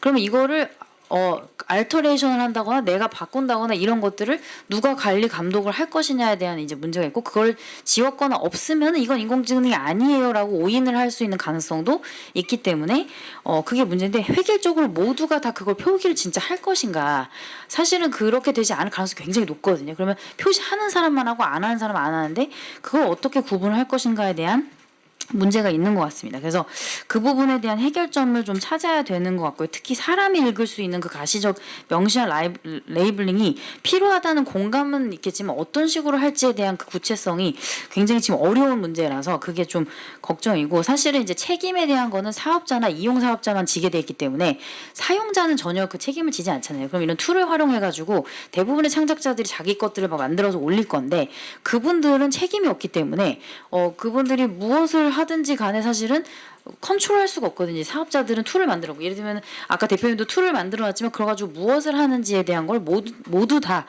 책임질 수가 없다 보니 그러면 그거에 대한 그 유저들을 진짜로 컨트롤할 수 있을 것인가에 대한 좀 고민이 있는 것 같습니다. 이후에는 또 다른 다른 고영역에 대한 건 오히려 좀 구체적으로 이미 그쪽 분야의 도메인이 법이 워낙 셌었고 자율주행부터 해서 그런 부분은 워낙 셌기 때문에 이거는 이제 에디셔널하게 좀 받아들이시는 것 같은데 라벨링은 사실은 안 했던 거를 모두가 되게 많이 적용을 받다 보니 가장 투명성이 좀 걱정이 많이들 되시는 것 같아요. 그래서 그런 부분에서의 걱정들을 어떻게 좀 어드레스를 할 건지 그리고 특히 스타트업들이 그런 부분들을 어떻게 좀 자기 서비스에 적용해가지고 할지 책임은 어디까지 져야 될지 이거에 대한 걱정이 있고요. 그 다음으로 중요하게 생각해야 하는 부분이 AI가 몇 프로까지 한 거를 AI가 만들었다고 정의할 것인가가 문제인 것 같아요. 그래서 AI가 뭐 예를 들면은 여기서 에디팅하는 데만 쓰였느냐, 뭐 생성을 전체를 다 했느냐, 이 퍼센티지가 사실 구분이 안 되는데 지금 가시화하는 라벨링은 AI가 했다라는 표시인데 그게 에디팅 일부만 한 건지 전체를 한 건지를 구분할 수 있는 정보는 아니거든요. 그러면 그것만 가지고 모든 게 AI가 만들었다고 하기에는 애매한 부분이 있는데 굉장히 뭐 미미한 거는 그냥 표기 안 해도 된다 이런 건 당연히 다 이해하시는 것 같고 굉장히 그 경계선이 모호해지는 부분들이 지금 있는 상태라서 어디에다가 그게 표시된 게 진짜 완전 생성인지 단순한 편집인 건지 이거에 대한 구분을 하기에는 가시적인 라벨링이 좀 쉽지 않고 그걸 또 일일이 다 쓰기에는 이 컨텐츠의 그 확실한 미감을 해칠 수 있기 때문에 그걸 어떻게 설정을 해야 될 것인가에 대한 고민이 있는 것 같습니다. 그리고 아까 전에 고성능 얘기를 잠깐 했지만 단순한 그 연산량만 가지고 규제하기에는 너무 한계가 있다. 최신 모델을 다 아까도 말씀드렸다 쓸 거고 무조건 AI 사업자는 거기에서 파인 튜닝을 할 거기 때문에 그러면 그 부분에 대해서 실제로는 이게 영향이 별로 고영향이 아니고 많은 사람들에게 영향을 미치지 않는 상황에서는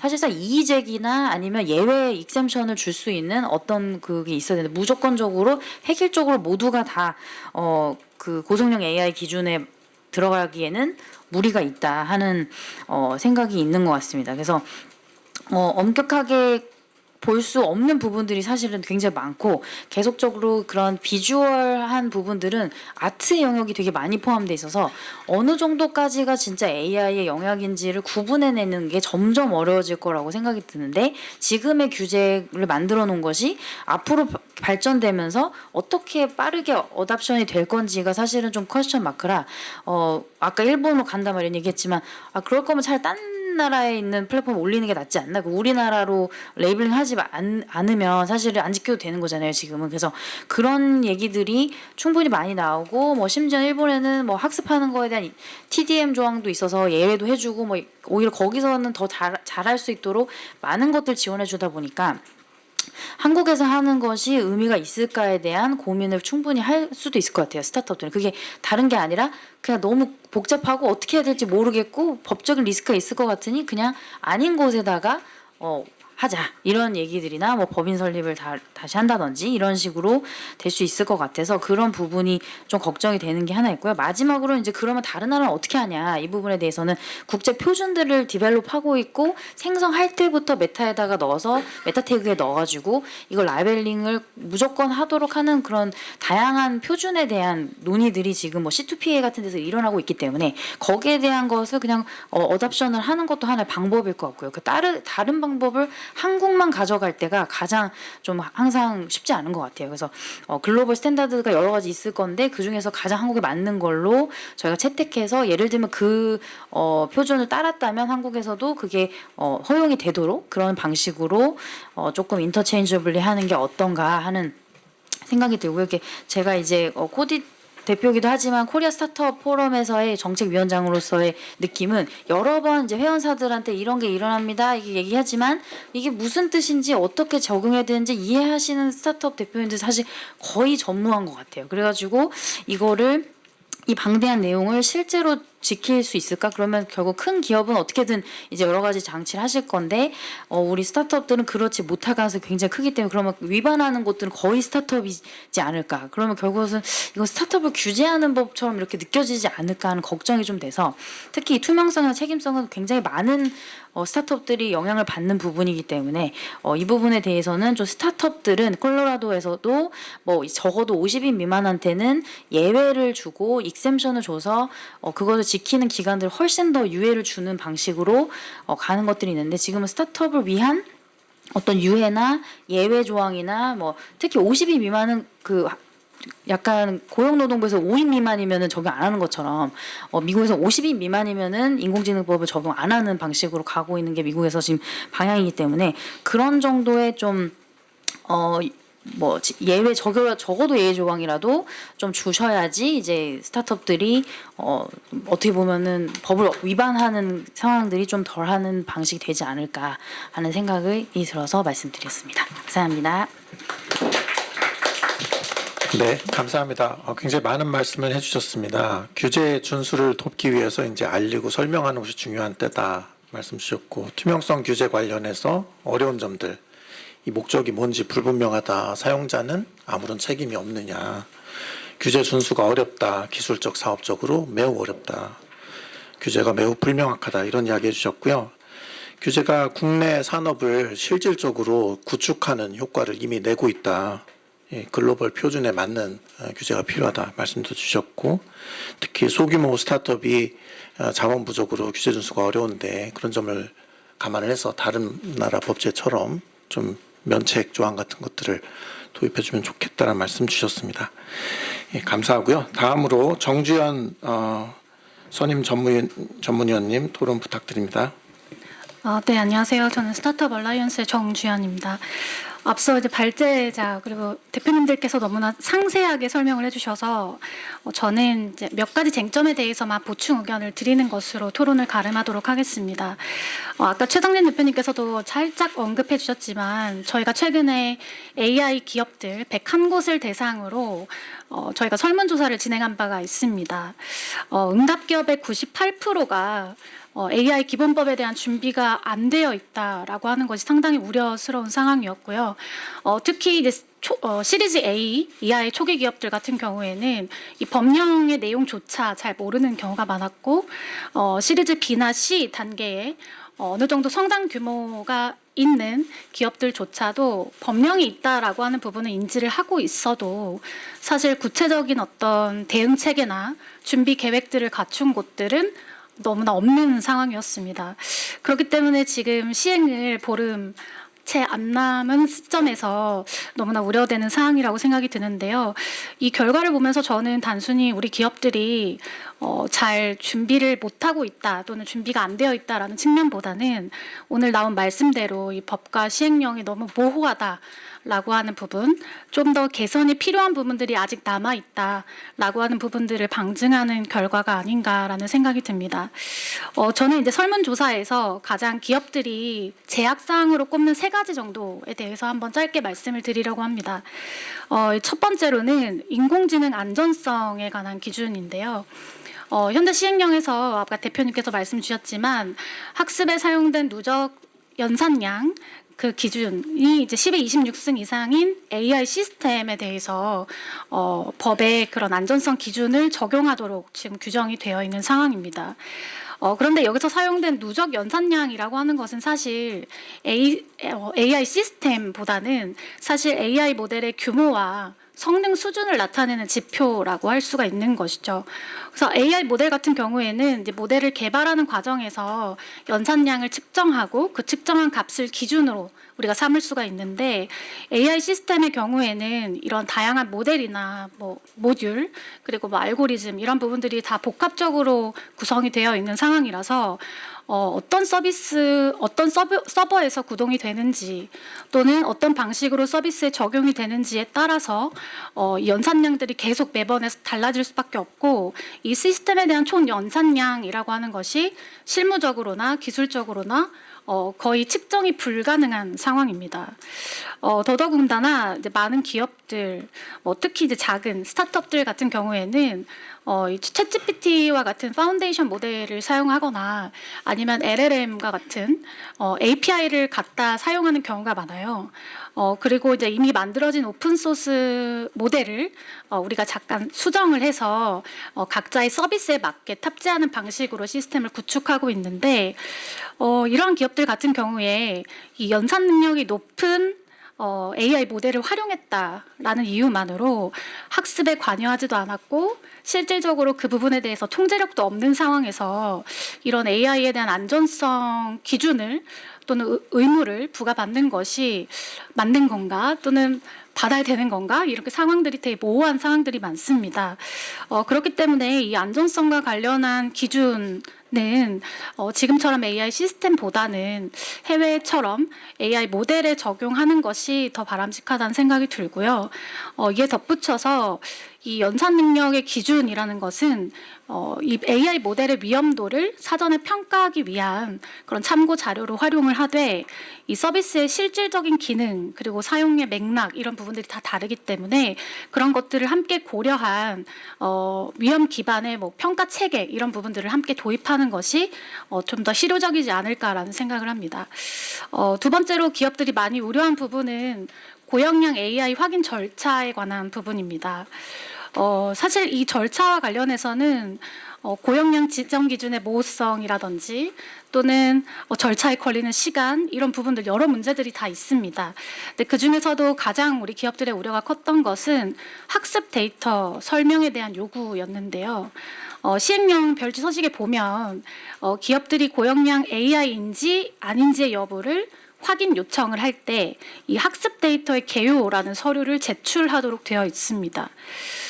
그런데 이제 제가 생각했을 때는 AI가 위험한지 아닌지를 판단할 때의 핵심은 아까 발제에서도 살짝 말씀을 주셨지만 그 서비스가 어떤 기능을 하는지 그리고 어떤 분야에 우리가 사용이 되는지 이 부분만 가지고도 판단을 할 수가 있는 것이라고 생각이 들고요. 이런 부분들은 사실 인공지능 서비스 개요서만으로도 우리가 충분히 판단할 수 있지 않을까라는 생각을 합니다. 그럼에도 불구하고 이 고용량 AI 여부를 확인하기 위해서 AI 개발이나 학습에 사용한 데이터들 거기 안에는 뭐 개인 정보, 민감 정보, 그리고 영업 기밀 포함 여부까지 적어내라고 하는데 그런 부분들은 기업들한테 다소 과도한 의무가 아닌가. 오히려 기업들 입장에서는 이 정보를 다 공개하느니 차라리 처음부터 고용량 AI라고 간주를 하고 조용히 관련 의무를 이행하는 편이 더 낫겠다라고 하는 식으로 흘러갈 가능성도 충분히 있다고 생각이 듭니다. 이렇게 된다면 결과적으로 이 고용량 AI 확인이라고 하는 제도가 기업들로 하여금 어떤 리스크를 줄이는 그런 장치로 제대로 작동한다라기보다는 확인 절차 자체를 회피하게 만드는 그런 장치로 작동될 우려가 있기 때문에 최소한 고용량 여부를 확인해 주세요라고 하는 1차 단계에서부터는 그냥 인공지능 서비스 개요서 중심으로 제출할 수 있도록 하고 만약에 정말 학습 데이터 관련 정보는 제 바람으로는 삭제하는 것이 맞다고 생각이 들지만 정말 필요한 경우에는 단계적으로 기업들에게 요청하는 것이 오히려 더 바람직하지 않을까라는 생각을 합니다. 세 번째로 마지막입니다. 기업들이 제약사항으로 꼽는 마지막 세 번째는요. 고용량 AI 관련 책임 주체가 아직도 불분명하다라는 것인데요. 이 부분도 여러 가지가 있지만 사실 이용 사업자와 개발 사업자 간에 어떤 자료 요청 규정에 관한 부분을 말씀을 드리고 싶었습니다. 시행령을 또 보면 이용 사업자가 개발 사업자에게 AI 책무 이행에 필요한 자료를 제공해 주세요라고 개발 사업자에게 요청을 하면 그 요청을 받은 개발 사업자의 경우에는 협력하도록 노력하여야 된다라고 규정이 되어 있습니다. 근데 여기는 두 가지 문제가 있다고 생각이 드는데요. 일단 첫 번째로는 법률에 명시적인 위임 근거가 사실 없습니다. 그렇기 때문에 이 부분은 검토가 필요하다고 생각을 하고요. 설령 두 번째 그렇다 하더라도 필요한 자료의 범위가 너무나 모호하다라는 생각이 들어요. 예컨대 이용 사업자가 개발 사업자에게 이 AI가 어떻게 작동하는지 상세한 알고리즘을 좀 주세요라고 요청을 한다라고 한다면 개발 사업자 입장에서는 이게 정말 필요한 책무 이행에 필요한 정보인지 아니면 정말 영업 기밀까지 공개를 하라고 하는 것인지 사실 개발 사업자 입장에서는 지금 판단하기가 상당히 모호하고 어려운 상황이라고 할 수 있거든요. 물론 이제 법 문헌을 보시면 노력 의무라고 되어 있기는 합니다. 네, 그럼에도 불구하고 이 제공을 거절할 수 있다라고 하는 어떤 권한도 이제 명시적으로 되어 있지 않기 때문에 사업자 입장에서는 이 규정을 두고 이용 사업자와 개발 사업자 간의 협력보다는 오히려 분쟁이 발생할 가능성이 상당히 크다라고 말씀을 주시는 부분이 있거든요. 그래서 이 조항은 삭제가 바람직하지 않을까라는 생각을 하고요. 만약 삭제가 어렵다라고 한다면 최소한 요청 가능한 자료의 범위를 좀 구체적으로 한정을 하거나 또는 기업들의 영업기밀 보호라는 어떤 장치 아니면 거절권 이런 부분들의 내용을 좀 담아주시는 것이 필요하다고 생각이 듭니다. 제가 시간을 좀 많이 쓴 것 같습니다. 네, 이상으로 마치겠습니다. 네, 감사합니다. 정주현 위원님께서는 세 가지 애로점들을 전달을 해주셨습니다. 우선 고성능 인공지능 관련해서 시스템이 아니라 모델을 기준으로 하는 것이 더 합리적이다라는 아까 발제자의 견해를 다시 한번 강조를 해주셨고요. 이게 이제 EU법의 태도이기도 하죠. 다른 나라들의. 그 다음에 고영향 인공지능과 관련해서는 우선 그 확인 단계에서 데이터 개요 설명을 요구하는 것이 불합리하다는 점을 말씀을 주셨습니다. 고영량 사실 데이터 개요에 관한 설명은 EU법에서는 고영향 인공지능과 관련된 규제 내용이 아니고 범용 AI에 관련된 규제 내용에 포함이 되어 있는데 무슨 경로론지 이유는 모르겠으나 우리나라 법에서는 위치가 바뀌어 들어와 가지고 제도의 목적하고 잘 맞지 않는 그런 내용이 들어가게 된 것 같습니다. 좀 검토를 좀 해주시면 좋겠다는 생각이 들고요. 그다음에 고용량 A 관련해서 책임 주체가 불분명한데 특히 개발 사업자의 이용 사업자에 대한 정보 제공, 자료 제공과 관련돼서 좀 애로점을 말씀을 주셨습니다. 예, 다음으로 과장님 마지막에 하시는 게 낫지 않을까요? 예, 그 김영준 센터장님께서 토론 말씀해 주시겠습니다. 예, NIA 법제도센터 김영준입니다. 그 1년 유예하는 거에 대해서도 굉장히 말씀이 많고 그러신데 우리나라 기업들이 5년 유예하면 준비할까요? 안 할 것 같은데요. 그 앞에서부터 이제 말씀드린 것들 몇 가지 제가 생각나는 것들 그 말씀을 드리자면 고용량이 그 확인을 받으면 이게 사법적 리스크가 좀 있다. 그 뭐 행정 해석이기 때문에 다른 행정 해석과 마찬가지로 그 법원에 의해서 뒤집힐 수 있다. 그렇기 때문에 불명확하다라고 의견을 주셨는데 행정 해석 중에 안 그런 게 있나요? 그러니까 어느 부처도 해결 못한 거를 왜 그러면은 그 행정 해석이 과기부가 한 확인이 사법부를 구속하도록 만들까요? 그건 말이 안 되지 않습니까?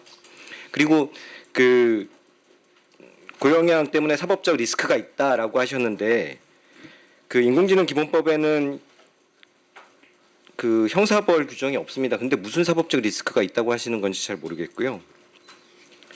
그 고성능 AI를 그 뭐 모델로 하느냐 시스템으로 하느냐 그거는 사실은 정책적인 판단의 대상인 것 같아요.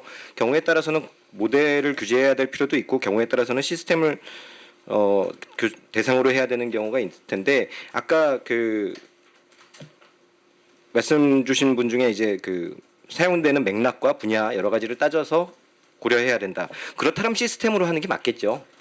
모델이 아니라 모델처럼 범용은 맥락과 이런 것들을 따질 수가 없기 때문에 고성능 AI에 대해서는 시스템을 구제하는 게 맞을 겁니다. 그렇다면. 그다음에 뭐 민영사상 책임으로부터 자유로울 수 없다. 이거 아까 말씀드렸던 것처럼 그 사법적 처벌 규정이 없는데 왜 사법적 리스크가 있으시다고 하는지 모르겠고 아까 그 임종욱 대표님께서 그 인사말 해주실 때 실현 가능성과 예측 가능성이 중요하다. 물론 아까 그 말씀 주신 것 중에서 AI가 몇 프로까지 했을 때 이것을 규제해야 되느냐 50%는 규제하고 49.9%는 규제 안 할 거냐 그거 명확하게 하는 게 제일 좋고 실현 가능성 있고 예측 가능성 있을 겁니다. 근데 그렇게 하면 그 최선진 대표님 발제하시는 거에 마지막에 있는 것처럼 합리적이고 유연한 규제는 아닙니다. 그거는 법은 그래서는 안 되고요. 그럴 수도 없고요. 그렇다면 우리나라의 특성상 우리나라 모든 기업들은 49.9%만 좀 잘 나가는 기업은 49.99%만 인공지능이 활용되도록 할 겁니다. 그러면 인공지능의 모든 규제는 피해 나갈 수 있으니까. 그렇기 때문에 사실은 맥락과 상황을 확인해야 된다는 점을 분명히 그거는 확인해야 되고요. 예를 들어서 뭐 사진에서 10% 미만으로 AI가 수정했을 때에는 그 표시를 안 해도 된다라고 하면 그 트럼프 대통령이 키가 190이 넘는다 그러던데 권총 환자로 들고 있는 거 넣었다 지웠다 하는 거 그거 10% 안 될 겁니다. 근데 저 같은 사람이 권총을 들고 있는 거에 대한 그 사진의 맥락과 그 위험성이 클까요? 아니면 트럼프 대통령이 권총을 들고 있는 사진이 실제인지 아닌지를 표시하느냐 마느냐가 중요할까요? 그러니까 이게 맥락과 상황을 봐서 자 그렇다라면은 그 인공지능이 활용된 거에서 표시를 하여야 된다. 이런 부분에 대해서 얘기를 하는 것이 맞을지. 그러니까 따지고 보면 몇 퍼센트를 인공지능이 활용되었다고 해서 그 인공지능 표시를 하고 말고 이 투명성에 대해서 얘기하는 거는 사실은 의미 없다는 거죠. 그러니까 맥락과 상황 그리고 어떻게 활용되었는가 어떤 분야에서 활용되었느냐 이런 것들을 확인해서 해야 되는 거고요. 그리고 그 누적 연장량 10배 26승에 대해서도 굉장히 많은 말씀을 주시는데 그 26승이냐 25승이냐 그거는 사실 어떤 걸 선택하느냐에 따라서 그거는 이제 정책적인 판단이기 때문에 그게 맞느냐 틀리느냐는 제가 판단할 수 있는 그거는 아닌데 물론 누적 연산량만을 가지고 판단하는 것은 그것은 그 위험도 평가의 참고 자료로서는 중요할지 모르겠지만 의미가 없다라는 의견도 동의는 합니다. 그렇다면 어떻게 판단해야 될까요? 새로운 평가 체계를 말씀하신 분도 있는데 어느 세월에 합니까 그거? 그 사람 한 명 죽고 나서 다치고 나서 할까요? 그거는 아니지 않습니까? 그리고 확인 절차에서 학습 데이터 개요나 이런 것들에 대해서 과도한 의무다 공개하는 것이 맞냐라는 의견을 주셨는데 학습 데이터 개요기 때문에 학습 데이터가 무엇인지 여부를 묻는 게 아니라 그것에 대한 개요를 묻는 것이고 서비스가 어떤 기능을 가지고 있고 어떤 분야인가만으로 판단이 가능하다라면 자체 판단하시면 됩니다. 과기부한테 뭐하러 들고 옵니까?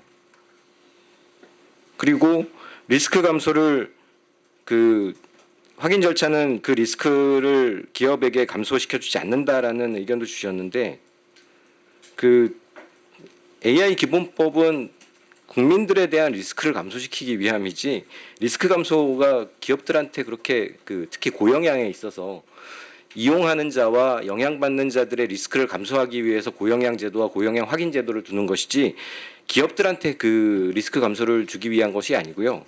그다음에 책임 주체에 있어서도 자료 지출이 모호하다라고 했는데 그 예를 들어 보면 그 이용 사업자로서 위험 관리 방안이라든가 이용자 보호 방안도 개발 사업자가 해야 되니까 나는 모르겠고 그거는 알 수는 없지만 자 이거를 원자력 발전소에 쓰겠습니다. 그러면 써야 되나요? 위험 관리 못하고 이용자 보호할 수 없는 기업이면 고영양 고영양 AI로 하는 서비스 하지 말란 얘기입니다. 사실 그 고영양 분야 보시면요 먹는 물이고요, 전기고요, 원자력이고요, 의료 분야거든요, 교육 분야 있고요. 그 타인의 생명, 신체 기본권에 중대한 영향을 주는 서비스라면 충분히 안전장치 하라는 겁니다. 기업들이 힘들고 괴롭더라도 보호할 건 보호하고 해야죠. 그러니까 저희가 원자력 발전소에서 이제 그 근무하시는 분들한테 그 법 제정 과정에서 여러 가지 인터뷰를 했었는데 원자력 발전소 분들이 굉장히 의미 있는 얘기를 하셨는데 자기네들은 안전성이 100% 보장되지 않으면 원자력 발전소에서 어떠한 장비도 쓰지 않는답니다. 그렇기 때문에 AI가 앞으로 원자력 발전소에 들어올 가능성은 매우 적다라는 의견을 주셨거든요. 그러니까 저희도 그거에 대해서 굉장히 동의를 하는데 위험 관리 방안, 이용자 보호 방안, 사람에 의한 관리 감독 이런 것들이 불가능하다면 쓰지 말란 얘기입니다. 왜냐하면 타인의 생명, 신체 기본권을 중대하게 침해할 수 있으니까.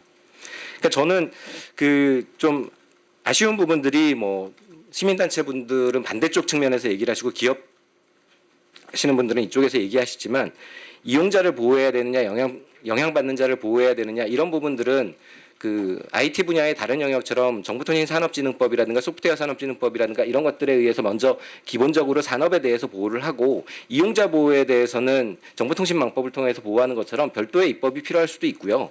그 다음에 뭐 영향받는 자라든가 이런 것들은 따지고 보면 소비자 보호의 문제라든가 여러 가지 의료 분야의 의료법의 문제라든가 이런 것들을 여러 가지로 고려했을 때 굉장히 중첩되거나 굉장히 분야별로 사안별로 굉장히 어렵게 복잡하게 얽혀 있는 경우들이 굉장히 많습니다. 그렇기 때문에 그런 것들은 개별법에서 풀어야 되는 문제이고 인공지능 기본법은 말 그대로 기본법으로서 인공지능 생태계에 있어서의 기본적인 사항을 정함을 목적으로 하고 있기 때문에 그런 부분에서 지금 인공지능 기본법이 너무 성급한가 그렇게 볼 것이 아니라 그것만이라도 받아들이고 시작하는 자는 관점에서 좀 봐주셨으면 하는 바람입니다. 예, 이상입니다. 감사합니다.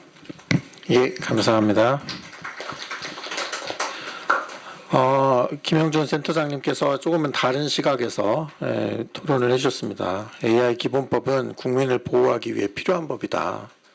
시행을 해야 된다. 영원히 준비만 할 수는 없다.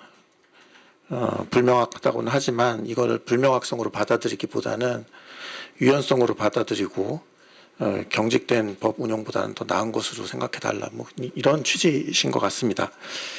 예, 과장님 말씀하시기가 조금 편하게 된 것 같은데요. 예, 토론 말씀 부탁드립니다. 예.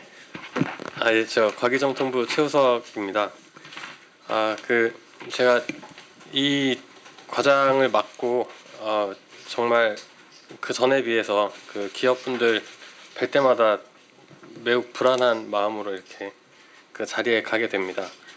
한 번은 이제 제가 이제 구체적으로는 그 투명성 규제를 좀 더 이제 직접적으로 담당하고 있고, 뭐 예를 들어 과태료 부과라든지 뭐 그런 것들을 담당하고 있는데요. 한 번은 이제 어떤 기업에서 어떤 이제 질의 사항이 있어서 뵀는데 한 20개 정도 가져오셔가지고 진땀을 흘렸던 적이 있습니다. 그러니까 정말 그 AI 기본법이 어쨌든 그 전 세계적으로 좀 유례가 별로 없다 보니까 이제 다들 많이 그 불안해하시는 것 같고 걱정이 많으신 것 같습니다. 저희가 이제 또 법을 만들 때 또 많은 고민들이 사실 있었고, 그래서 뭐 지금 이 자리에는 조금 이제 업계 분들이 많이 계시다 보니까 또 이제 업계의 애로 사항들을 많이 말씀해 주시고 계시는데, 또 이제 만드시는 입장에서는 또 그 뭐 일반 국민 여러분들이 이제 많이 불안해하시고, 또 뭐 예를 들어 지금 유튜브 같은 걸 보면은 이제 영상들 중에 뭐 그냥 두세 개 중에 하나 정도는 댓글에 이것도 AI가 만든 거 아니냐 그런 식으로 이제 불편을 토로하는 경우가 많이 있습니다. 그래서 이제 그런 측면에서 이제 법을 이렇게 구성을 해왔다는 걸 또 이제 지금 방금 그 말씀을 해주신 부분으로 좀 이해해 주시면 좋을 것 같고, 저도 그렇게 이해하고 있고, 이제 그동안 사실 기업에서 그 질의해 주시는 것들 많이 들어왔고, 지금 오늘도 사실 그동안 들어왔던 말씀들을 거의 이제 다시 한번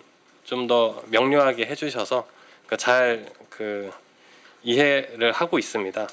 오늘 말씀 주신 것들을 제가 쭉 이해를 해보면 이제 최 대표님께서 발표해 주신 것들 외에도 이제 토론자분들께서 어쨌든 업계에서 이렇게 요구하는 사례들이 많이 담겼으면 좋겠다는 것이라든지, 그 제가 조금 오늘 관심 있게 들었던 부분은 스타트업들께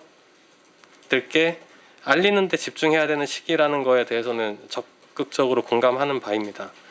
정확한 내용을 사실 그러니까 이제 기본법이 만들어졌다는 건 알지만 정확한 내용을 다들 잘 모르시는데 정말 그 공공 사이드에서도 모르시는 분들 많을 겁니다. 그래서 이제 알리고 컨설팅을 해야 되는 시기라는 생각이 들고, 그래서 사실 이제 그 과태료 부과라든지 사실조사에 대해서 유예하는 방침을 계속 말씀드려온 바 있고, 이제 계도를 어떻게 효과적으로 할 것인가에 대해서 이제 정부는 고민하고 있습니다. 그 외에도 지금 메타데이터와 가시적 워터마크 사이의 그 긴장이라든지, 어디까지 AI로 볼 것인가, 혹은 AI를 어떤 용도로 사용했을 때 적용할 것인가, 이제 부수적 기능을 로만 썼을 때도 워터마크가 있어야 되는가에 대해서는 사실 이유는 부수적 뭐 편집 정도의 기능을 사용할 때는 이제 적용하지 않는 것으로 하고 있는데 반해 이제 우리나라 AI 기본법은 아직 그런 내용을 법에서 명시하고 있지는 않습니다. 그래서 이제 법에서 명시하지 않고 있는 것을 행정부가 함부로 이제 법을 완화할 수는 없기 때문에 어떻게 이것을 현명하게 운영할 수 있을지에 대해서 정말 고민이 많습니다. 그리고 이제 무서운 말씀이 해외 이주 유인이 이제 높아진다라고 말씀을 주시는데, 그냥 참고로 말씀드리면 해외 가시더라도 한국 국민에게 서비스 하시면 법이 적용됩니다. 네, 그런데 이제 그것과 상관없이 어쨌든 해외 이주 유인이 있다는 그것이 이제 실체인 거고, 이제 최 대표님께서도 이제 앞에서 이런 말씀을 주셨는데, 뭐 고용형 AI라든지 뭐 이런 것들에 있어서 그 부과되는 규제가 그냥 있다라고만 생각을 해버리시고 이게 뭐 아니면 도로 생각을 하시면 이제 논리가 그쪽으로 갈 수 있는데, 이제 조금 한 뎁스 더 들어가서 규제의 내용이 이제 위험을 관리하라는 것이지 더 강하게 들어가고 있는 게 아니니까, 이제 저희가 운용할 때는 해외에 이주하고 싶어지지는 않을 정도로 해야 된다고 이제 생각을 하고 있고, 그래서 국내외 역차별 이슈가 당연히 생겨서는 안 될 것이고, 상호 운용성도 외국과 특히 EU 같은 곳하고는 상호 운용성을 긴밀히 확보해 나가기 위한 국제 협력을 해 나가야 될 것입니다. 그리고 이제 예외 적용에 대해서도 이건 이제 법의 취지랑 고려해서 생각해 봐야 되는데, 그 50인 미만 미적용한다는 그런 해외 입법 사례도 저희가 긍정적으로 참고해 볼 만한 것 같고요. 그래서 이제 여러 가지 이제 말씀들에 대해서 사실 이제 저희가 이제 법하고 시행령 그리고 그 밑에 이제 가이드라인을 저희가 드리게 되는데 그 법이나 시행령이 상대적으로 이제 수정이 둔할 수밖에 없는 것들이기 때문에 가이드라인에서 가급적 현재 궁금하신 부분을 풀어드리기 위해서 노력하고 있습니다. 지금 뭐 연휴 같은 거 없이 계속 우리 담당하시는 직원분들께서 다 같이 고생하고 계시고 있다는 거를 말씀드리고 싶고 지금 AI가 이제 신산업 분야인 만큼 태생적으로 불확실성이 클 수밖에 없습니다. 과기정통부는 또 이제 항상 신산업 분야를 다뤄왔기 때문에 이런 일들이 사실 계속 있어 왔고요. 뭐 AI 같은 경우에는 사실 챗GPT가 생기고 나서 정말 전국적으로 확산이 된 것 같은데 그 처음 확산이 됐던 건 2016년도에 알파고 때였던 것 같고 그때도 이제 과기부가 그 관련된 AI 정책을 그 당시부터 이제 별도 조직을 만들어서 그 에너지를 집중해 왔는데 어느 날 AI가 별로 이제 이렇게 그 어느 정도 이렇게 플럭추에이션이 있었는데 챗GPT가 22년도 말에 나오면서 이제 저는 그때 이제 인공지능 확산 팀장을 하고 있었는데 다들 이제 너는 좋겠다. 챗GPT가 일을 다 해줘서 AI가 확산이 잘 돼서. 근데 사실은 챗GPT 나오면서 정말 그 갑자기 초거대 AI를 육성하는 정책을 만들게끔 돼가지고 그 사업 계획들 세워놨던 거 새로 다 만들고 하면서 다들 힘들었던 적이 있는데 지금 또 유사한 일이 있는 것 같고요. 어쨌든 이제 말씀드리고 싶은 건 과기부는 계속 이런 불확실한 부분에 태클링을 하면서 일을 해온 분들이 많이 이제 계셔서 지금 이런 불확실한 부분에 지금 어쨌든 오늘 이 토론회에서 많은 그 업계 분들의 말씀도 사실 이제 결국은 불안하다. 이제 어쨌든 그 당장 연구 개발하고 이제 기업 뭐 서비스 이런 것들 디벨롭하기도 어려운데 여기에다가 신경을 쓰게 하지 않아주면 좋겠다라는 말씀 적극적으로 공감하고 어쨌든 이제 방금 이제 센터장님께서 말씀 주신 것처럼 사실 업계 여러분보다 국민 여러분께서 느끼는 불안이 아마 이제 양적으로는 더 클 겁니다. 인원이 많으니까 AI 업계는 뭐 몇만 명 정도 이제 종사자 분들이 계시는데 그 사실 전문가 분들은 AI의 성능, AI가 어떤 능력을 가지고 있는지에 대해서 잘 알고 계실 겁니다. 일부는 또 조금씩 부풀리면서 이제 홍보를 하고 하는데 이제 스스로 잘 아시는 분들은 덜 불안하시는데 잘 모르는 분들은 지금 이제 AI 기본법에서 AI 개발 사업자나 이용 사업자를 정의한 것도 그 AI가 하나의 블랙박스로 보는 거라고 저는 인식을 합니다. 이 법을 봤을 때 이제 국민 여러분은 AI는 블랙박스인 거예요. 그래서 이 블랙박스가 적용된 서비스를 제공하는 사람들은 주의를 기울이게끔 한다고 이제 저는 이해를 하고 있고 국민들께서 이렇게 불안해하시는 것도 분명히 저희가 다 핸들해야 되는 이슈인 만큼 이 양쪽 사이에서 최대한 일이 효율적으로 진행이 돼서 뭐 AI 3강이라고 이제 자꾸 말하고 있지만 뭐 3이라는 숫자에 꼭 집중은 하지 않더라도 저는 이제 우리나라가 AI에서 의미 있는 국가가 세계 이제 국제 사회에서 의미 있는 국가가 계속 그 지위를 유지해 나갈 수 있어야 한다는 것을 이제 나름의 목표로 생각을 하고 있는데 그것에 이제 저해되지 않을 수 있도록 또 더 그래서 결국 인간 중심의 발전이 잘 이루어질 수 있도록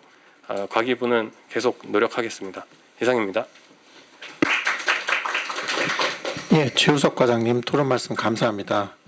지적한 바에 관해서 잘 알고 있다 말씀을 주셨고요. 중요한 거는 국제적인 그 규제 수준과 내용 그거보다 우리가 더 뭐 세게 규제를 한다거나 다르게 규제를 한다거나 그런 일은 없도록 하겠다라는 거는 전에도 이제 과기부에서 많이 밝혀왔던 바고 오늘 또 말씀을 해주신 것 같습니다. 그리고 이 불확실성이 신산업으로부터 비롯된 측면이 있는데 과기부가 예전부터 신산업 정책에 앞장서 온 부처다. 말씀은 안 하셨지만 우리를 이제 믿어달라 그런 말씀을 주셨습니다. 근데 그 뒤에 살짝 좀 마음에 걸리는 부분이 있었어요. 국민의 수가 더 많다라는 말씀은 그 너무 쉬운 말하자면 길인 것 같아요. 그렇게 얼결에 나오신 말씀이겠지만은 진정으로 국민에게 도움이 되는 방향으로 깊이 생각해 주셨으면 실 거라고 생각을 하고요. 이제 제가 그렇지 않아도 의원님께 말씀. 황정 의원님, 제가 마이크 넘기기 전에 우선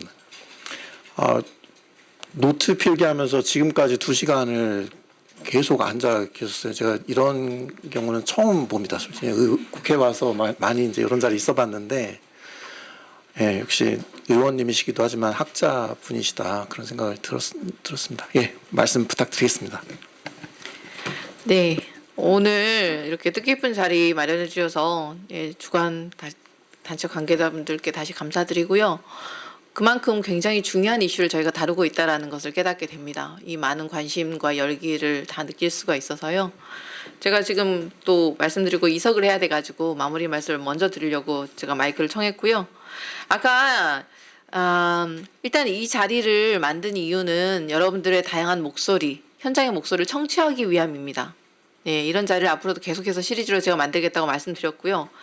AI 기본법의 향후 방향성을 어떻게 발전적으로 모색하고 지금 부족하다고 생각되는 부분들을 어떻게 보완할 것인가에 우리의 초점이 맞춰져 있습니다. 근데 아까 니아에서 말씀하신 부분이 조금 걸려서 여기는 지금 그 발전적인 방향성, 미래에 어떻게 나아갈 것인가 하는 방향성을 논의하는 자리이지 위에서 이렇게 탑다운 방식으로 따라서 이렇게 해라라는 이렇게 내려 꽂는 그런 자리가 아닙니다. 그러니까 그런 식의 방식은 이재명 정부의 국정 기조에도 맞지 않고 규제 합리화를 하겠다는 대통령의 국정 철학에도 맞지 않습니다. 그리고 니아의 공식 입장이면 심히 유감스럽다는 얘기를 다시 한번 전해드리고요. 문제의 소지가 있으니까 겸허하게 이 자리에서는 여러분들의 의견을 청취하는 것이 목적이다. 그리고 정책은 여러분들의 의견을 다양하게 수렴해서 만드는 것이 정책 입안자의 책무이라는 것을 다시 한번 말씀드립니다. 그리고 아까 다양하게 현재 지금 우려되는 다양한 스타트업 관계자 여러분들의 말씀 잘 들었고요. 이렇게 우려되는 디테일한 부분들까지 다 모아서 수렴해서 정책을 가다듬어 가는 것이 정부와 입법하는 사람들의 역할이라고 저는 생각합니다. 그리고 아까 과기부가 태생적으로 불확실성에 대해서 굉장히 대응을 빨리빨리 할 수 있는 조직이라고 말씀해 주셔서 저는 그나마 다행이라고 생각합니다. AI가 말씀하신 것처럼 굉장히 빠르게 변화하고 있습니다. 전 세계적으로, 기술적으로 빠르게 진화하는 기술에 맞추어서 우리의 로드맵이나 규제나 진행 방안이 바뀌는 것은 너무 당연하고요. 그것을 늘 잘 해왔던 게 과기부니까 이번에도 잘 해주시리라고 믿습니다. 업계의 불안, 아까 말미에 말씀하셨던 부분은 저도 짚고 싶었었는데요. 업계에서 이렇게 불안함을 크게 말씀드리는데 이거가 몇만 명 종사자의 불안 대 수천만 명 시민의 불안으로 대비할 일은 아니고요. 우리 이 스타트업 업계나 중소기업들 산업계의 이런 불안감이 얼마나 절실한지 그리고 얼마나 더 자주 더 강하게 더 빈도 있게 이렇게 외칠 필요가 있을 것 같아요. 이게 소수의 목소리가 아니라는 것을. 그래서 이런 자리를 공론화시키는 자리가 더 자주 필요하겠다는 생각이 듭니다. 이게 소수의 목소리가 아니고 꼭 필요한 일이라는 목소리를 만들 수 있게 방향성을 만들 수 있도록 노력하겠고요. 동시에 시민들의 불안도 우리도 다 공히 인지하고 있는 바이기 때문에 일반 시민들의 불안감까지 다 같이 고려하면서 정책을 보완해 나가도록 하겠습니다. 그렇게 진화해 나갔으면 좋겠고요. 말씀드린 것처럼 많은 분들이 지적하신 것처럼 우리가 규제를 1등을 하는 것은 사실 무모하다고 생각합니다.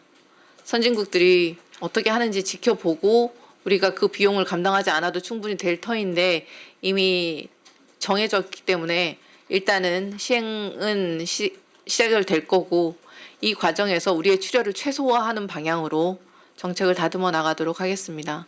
네, 저도 앞으로도 많이 공부할 거고 여러분들은 끝까지 잘 제도적으로 뒷받침하도록 하겠습니다. 네, 오늘 참석해 주셔서 감사합니다.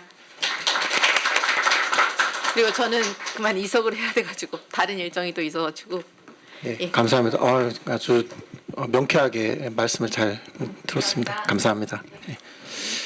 오늘 생각보다 토론자분들께서 굉장히 정리를 잘 해주셔가지고 시간이 조금은 이제 여유가 생긴 것 같습니다.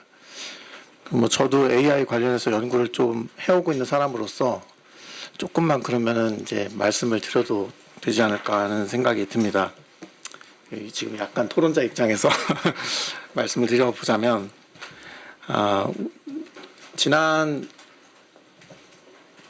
지난해 이제 AI법이 만들어지고 시행령과 가이드라인이 이제 만들어진 후에 이제 의견 수렴 절차를 거치면서 몇 차례 과기부에서 설명회를 열었어요. 그래서 시행령 안도 미리 내놓고 의견 수렴을 했죠. 근데 최종적으로 나온 시행령 안에 몇 가지 이제 변화가 보였습니다. 그 중에 제 눈에 가장 띄었던 거는 뭐냐면 31조 2항인가요?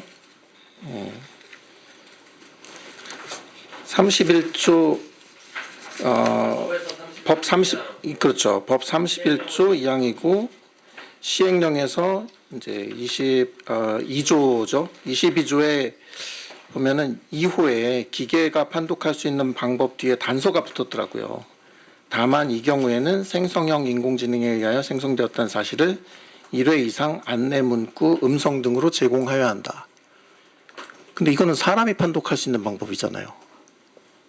그러니까 1호하고 일단 안 맞아요. 그래서 이거는 이 어떤 경위로 이 이제 단서가 들어갔는지 모르겠는데 매우 이해하기 어려운 조항입니다. 이제 법리적으로 그렇고요. 법리를 떠나서 저는 이제 AI법이 처음 생겼기 때문에 우리가 제일 먼저 가져야 될 태도는 이 제도가 무엇을 위한 것인가, 이 조항이 무엇을 목적으로 하는가를 계속 생각을 해야 한다고 생각합니다. 이제 왜 달을 이제 가리키면 달을 보지 않고 손가락을 보는 사람은 우리가 어리석다고 하잖아요. 근데 이후에 AI법이 말하자면 손가락 역할을 하는 거거든요.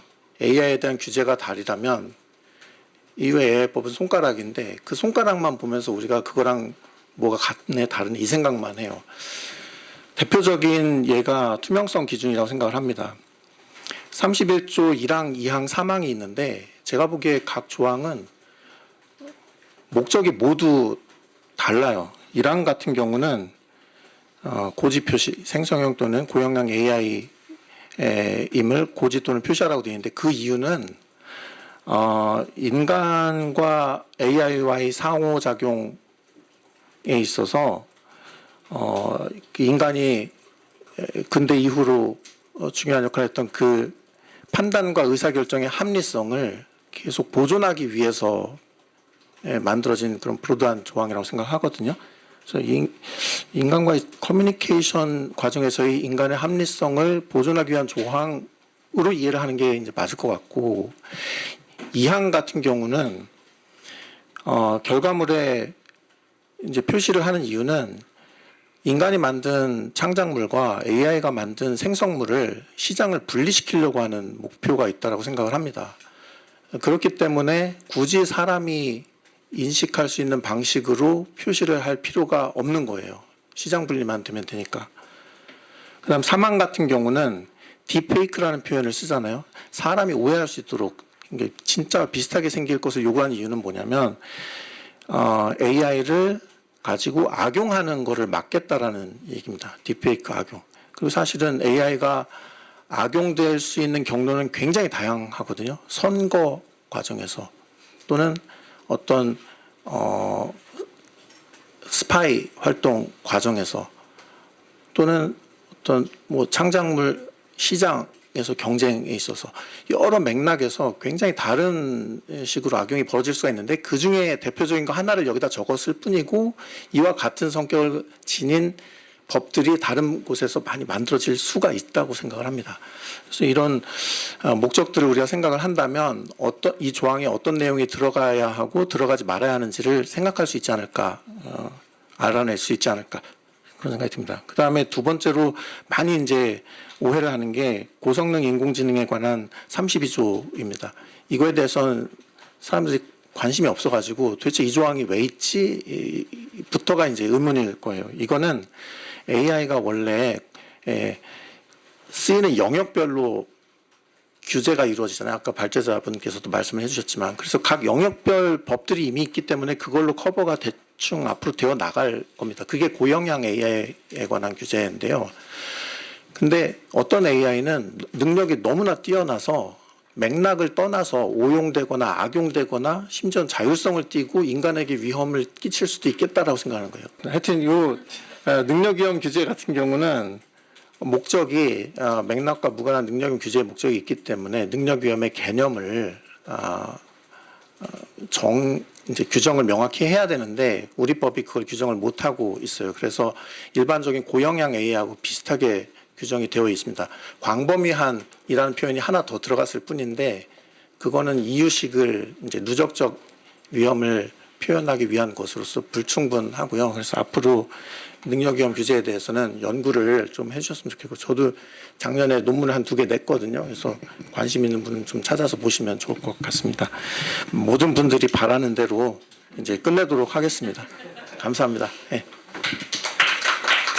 네, 이상으로 오늘 AI 기본법 투명성 책임성 라운드 테이블의 모든 순서를 마치겠습니다. AI 기본법을 둘러싼 현장의 다양한 의견이 충분히 공유되고 보다 현실적으로 실행 가능한 기준 마련으로 이어지는 계기가 되기를 바랍니다. 오늘 간담회 자료집은 스타트 얼라이언스 공식 홈페이지에서 다운로드 가능합니다. 협소한 공간임에도 불구하고 끝까지 함께 자리해주신 모든 분들께 감사드립니다.